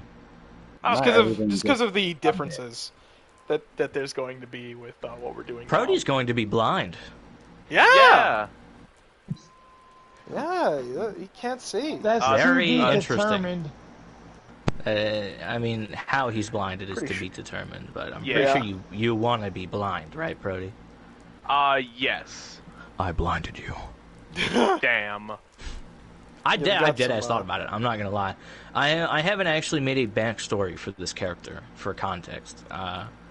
I've had ideas floating around, but I haven't had anything that really sticks like a wet spaghetti noodle. You know what I mean? Executioner. Understandable. I'm currently working on. Excuse me, sister. That was not real. That was not a real you. sneeze. I know, That was I didn't do that it. was not No, real. that's her sneeze. That is her sneeze. She Unfortunately. really enunciates a chew. Chew. Yes, she does. But you enunciate that too, and She's you in the do, and you're background weird talking for it. shit. Yeah. That's not real. Oh my god, Be she's in an denial all NPC. you want. People don't fucking do that. People do that, Kamich. Achoo. Like I was saying. Actually Oh my saying achoo. Where do you think it came from? People actually do it. I guess. Where was it? Oh, yeah. I'm currently working on 2 character ideas I might pick from that are vastly different in how they do things. One's a lot louder than the other, and a lot more straightforward. The other is the one I've told you about, Kamich. The more I just manipulative one. realized something. I just realized something that we absolutely can talk about. Because it almost happened. What we were going to do instead of RWBY. Ooh, that's oh no, Oh, that's bringing up some man. bad memories. on. It's bringing up some memories Hold that I on, know hold on. motherfuckers don't want to relive. I have a. Yeah, no, Prody, you should get out of here real Are you quick. still holding? Thank you. Oh no. There he Okay, goes. I don't know why Yeah. he's screaming. He voted for RWBY. Get out But of here. Thank you for yeah, holding. we You had voted for RWBY. Get out of here. I We did had not. an- Yes, I you voted fucking against did. RWBY. either way. Me and Micah voted against RWBY. We Yeah, had sure. I'm Both sure. were the same thing. That we was had one that was supposed to be an entirely different campaign that we were going to do And it was ready. instead of RWBY. It was ready. lined up. Yep. It was lined up. Everyone had their characters. Yeah, the but backstories were there was locked a in. small issue. You know, motherfuckers had scheduling conflicts. You know, Yep. for like a week or two, I think it was. So the No, campaign No. got delayed. No? No, No. one What person didn't show up. That Trent. our fifth. Yep. Our fifth Our- player our- did our show new- up for 1 week, the day we were supposed to start. Yep. And now that And person then- is going And to Micah be our. explained RWBY lore to you, and you expressed interest. Yep. And then they wanted to stream it. That was a little bit later, but yeah. That was It was later. a bit later. That was later after we had started it. But I yeah. explained Ruby there to him beforehand. The idea of Ruby campaign was there. Yeah, So the we idea had- of a RWBY campaign had been there a while, and I was interested, and then Regular started talking about the lore more, and I was like, this is actually pretty cool. And then the day there was a My Hero campaign. Yep, it Detroit was- become. It was My Hero. It was It going was, to take place yeah. in Detroit, in an age where heroes were being hunted. not hunted. Well, they were being hunted by. They by were villains. hunted, and that's And- what caused them to decline. Yup. Rather, like, them being hunted was a past event. So it wasn't happening Yeah. anymore by the time the campaign started, but the world was feeling the kickback of that happening. Yep. And Or rather, the US of A. we had... Honestly, now that I'm thinking about it, the characters that we were going to play in those campaigns were literally polar opposites of what we did in Absolutely. Yeah. Absolutely. Like, every single one. It was I was complete gonna opposite. play. I was gonna play a fucking coward. Yeah. An absolute little piss baby coward. I was an extrovert who was against the law and a lot of things. I was I'm like, cool, he's an actual cop. I was gonna play a I character was whose hot character arc... boy Yep. who was ready to He was throw hot these boy. steaming hot hands. I was gonna do a character whose most likely character arc was going to be the exact opposite of Uriel. Yep. Yep. was gonna go and then from Low and to then high. the player didn't show up for that one session. We still talk to them, by the way. It was just a one time that they didn't show up. Oh yeah, no, like, okay, I'm gonna reveal to you guys, that player that didn't show up that day, in our next project, that's the newest member of Worst Company. Yep, it's the newest one. Yep. And so, Gil's getting a little antsy, yeah. He hadn't done a campaign in too long. He wanted to do one that week. It had been a whole week, yeah. And there was a vote made, without my knowledge, by the way. I wasn't present Yeah, he when wasn't there. the vote was made. I didn't don't know. know how. I don't know how I beat the two of you out. Because Killa has 2 votes. Because of a decision that Meech made. Wait. Well, it's a fair Killa decision. gets 2 votes. Yeah, DM. Oh yeah. Yeah, the DM Wait, gets did 2 Killa votes. vote for my side? Yes. Yeah, the DM, You stupid bastard. whatever the DM is in the decision of which campaign he's going to run, gets 2 votes in the matter. Why did you vote for Ruby? Because he didn't want to start the campaign without all Wait. the players. Why did you vote for Ruby and then blame me for us not doing the campaign? What? Because you voted with him. I he fucking didn't voted take the blame. first. Yep, guys, this is the backstory of Worst Company, by the way. He voted for me. He voted with me, not the other way around.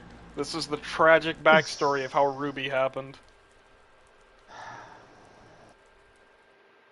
You blamed me. You started campaigns with... Whoa. No, What I do you didn't. mean, whoa? Yes, you did. You blamed me. You said it was my man. fault. No. I blame brought- Micah because he gave I you brought a this Ruby up, too. concept that Here made we go. sense. Here we okay. Now I brought we're this up, shifting and blame. I Now don't we're regret shifting it it again. whatsoever. This is fucking hilarious. This is Look, mostly look. fake drama because I don't actually care. But Yeah. oh yeah, no, I see how We're it playing is. it up. No, You it's want- okay. No, No. no, Since you had- you're just gonna blame me. No, it's FTV fine. Cribs! Do you want? I get it. Do you want the real We'll start. blame?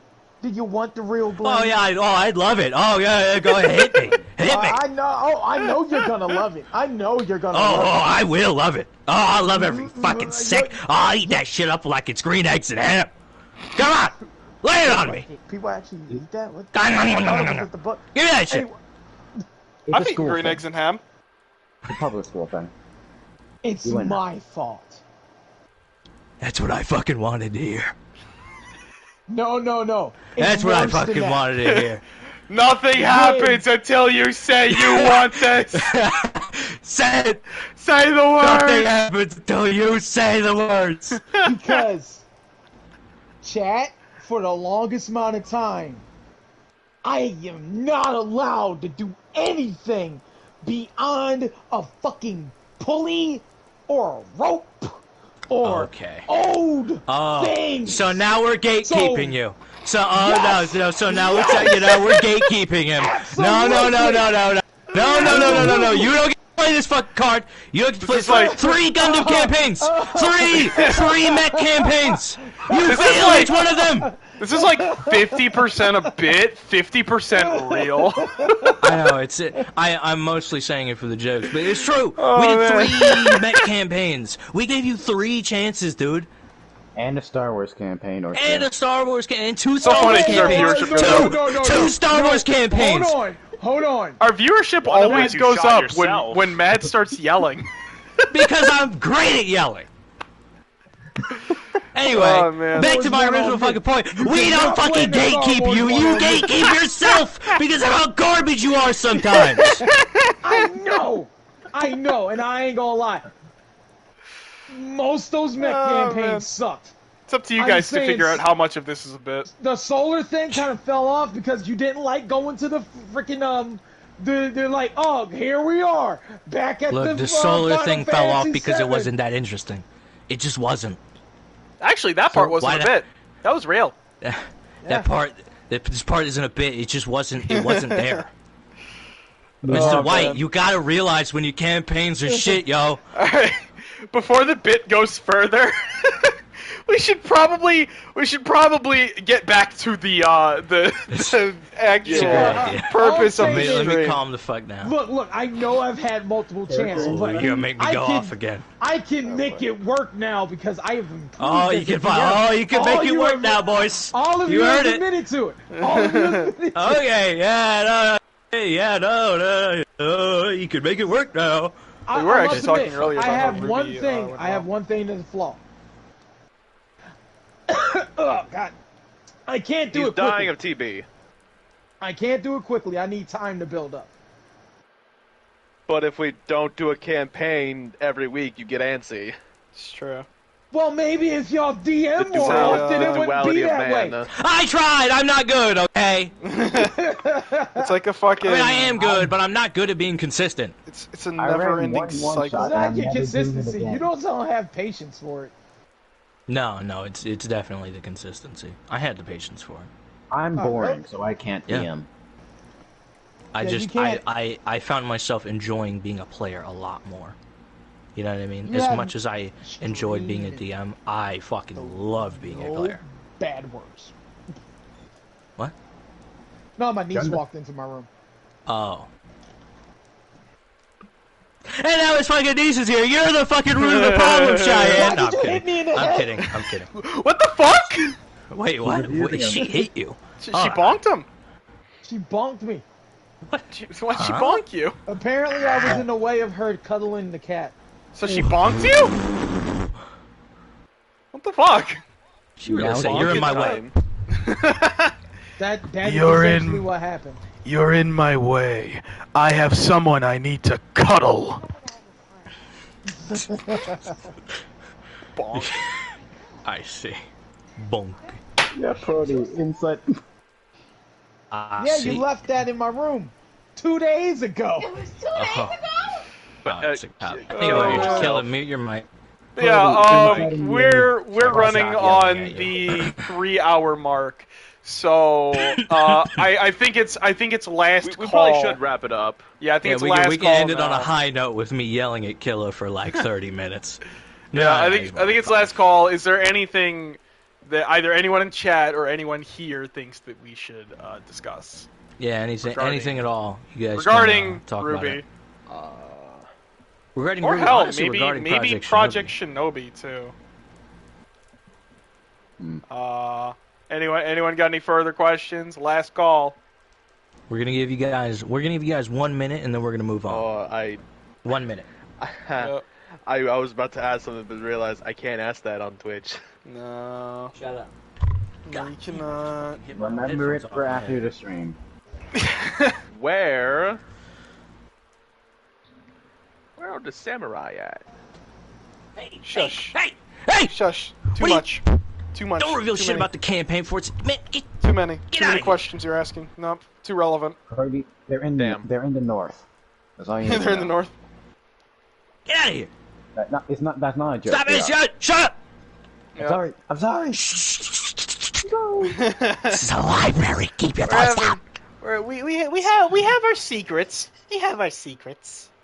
You're fucking That revealing card state number. secrets like it's the launch codes. What's wrong with you people? Fine, keep your secrets. I'll keep my fucking secrets all I want to. Thank you very much. We're always revealing state secrets. Yeah. All right. Let's call 5, 4, 3, 2, 1. That's the end of the Q&A. Why is Uriel so short? All right. What? Why is Uriel so short? No milk, no sleep, coffee. That's yeah, terrible, why. Now shut up. terrible diet. Yeah, terrible Not even diet. cream. No sleep. Coffee. no bitches, no friends, no family, biocomputer, L plus ratio. Damn! We don't even have an outro.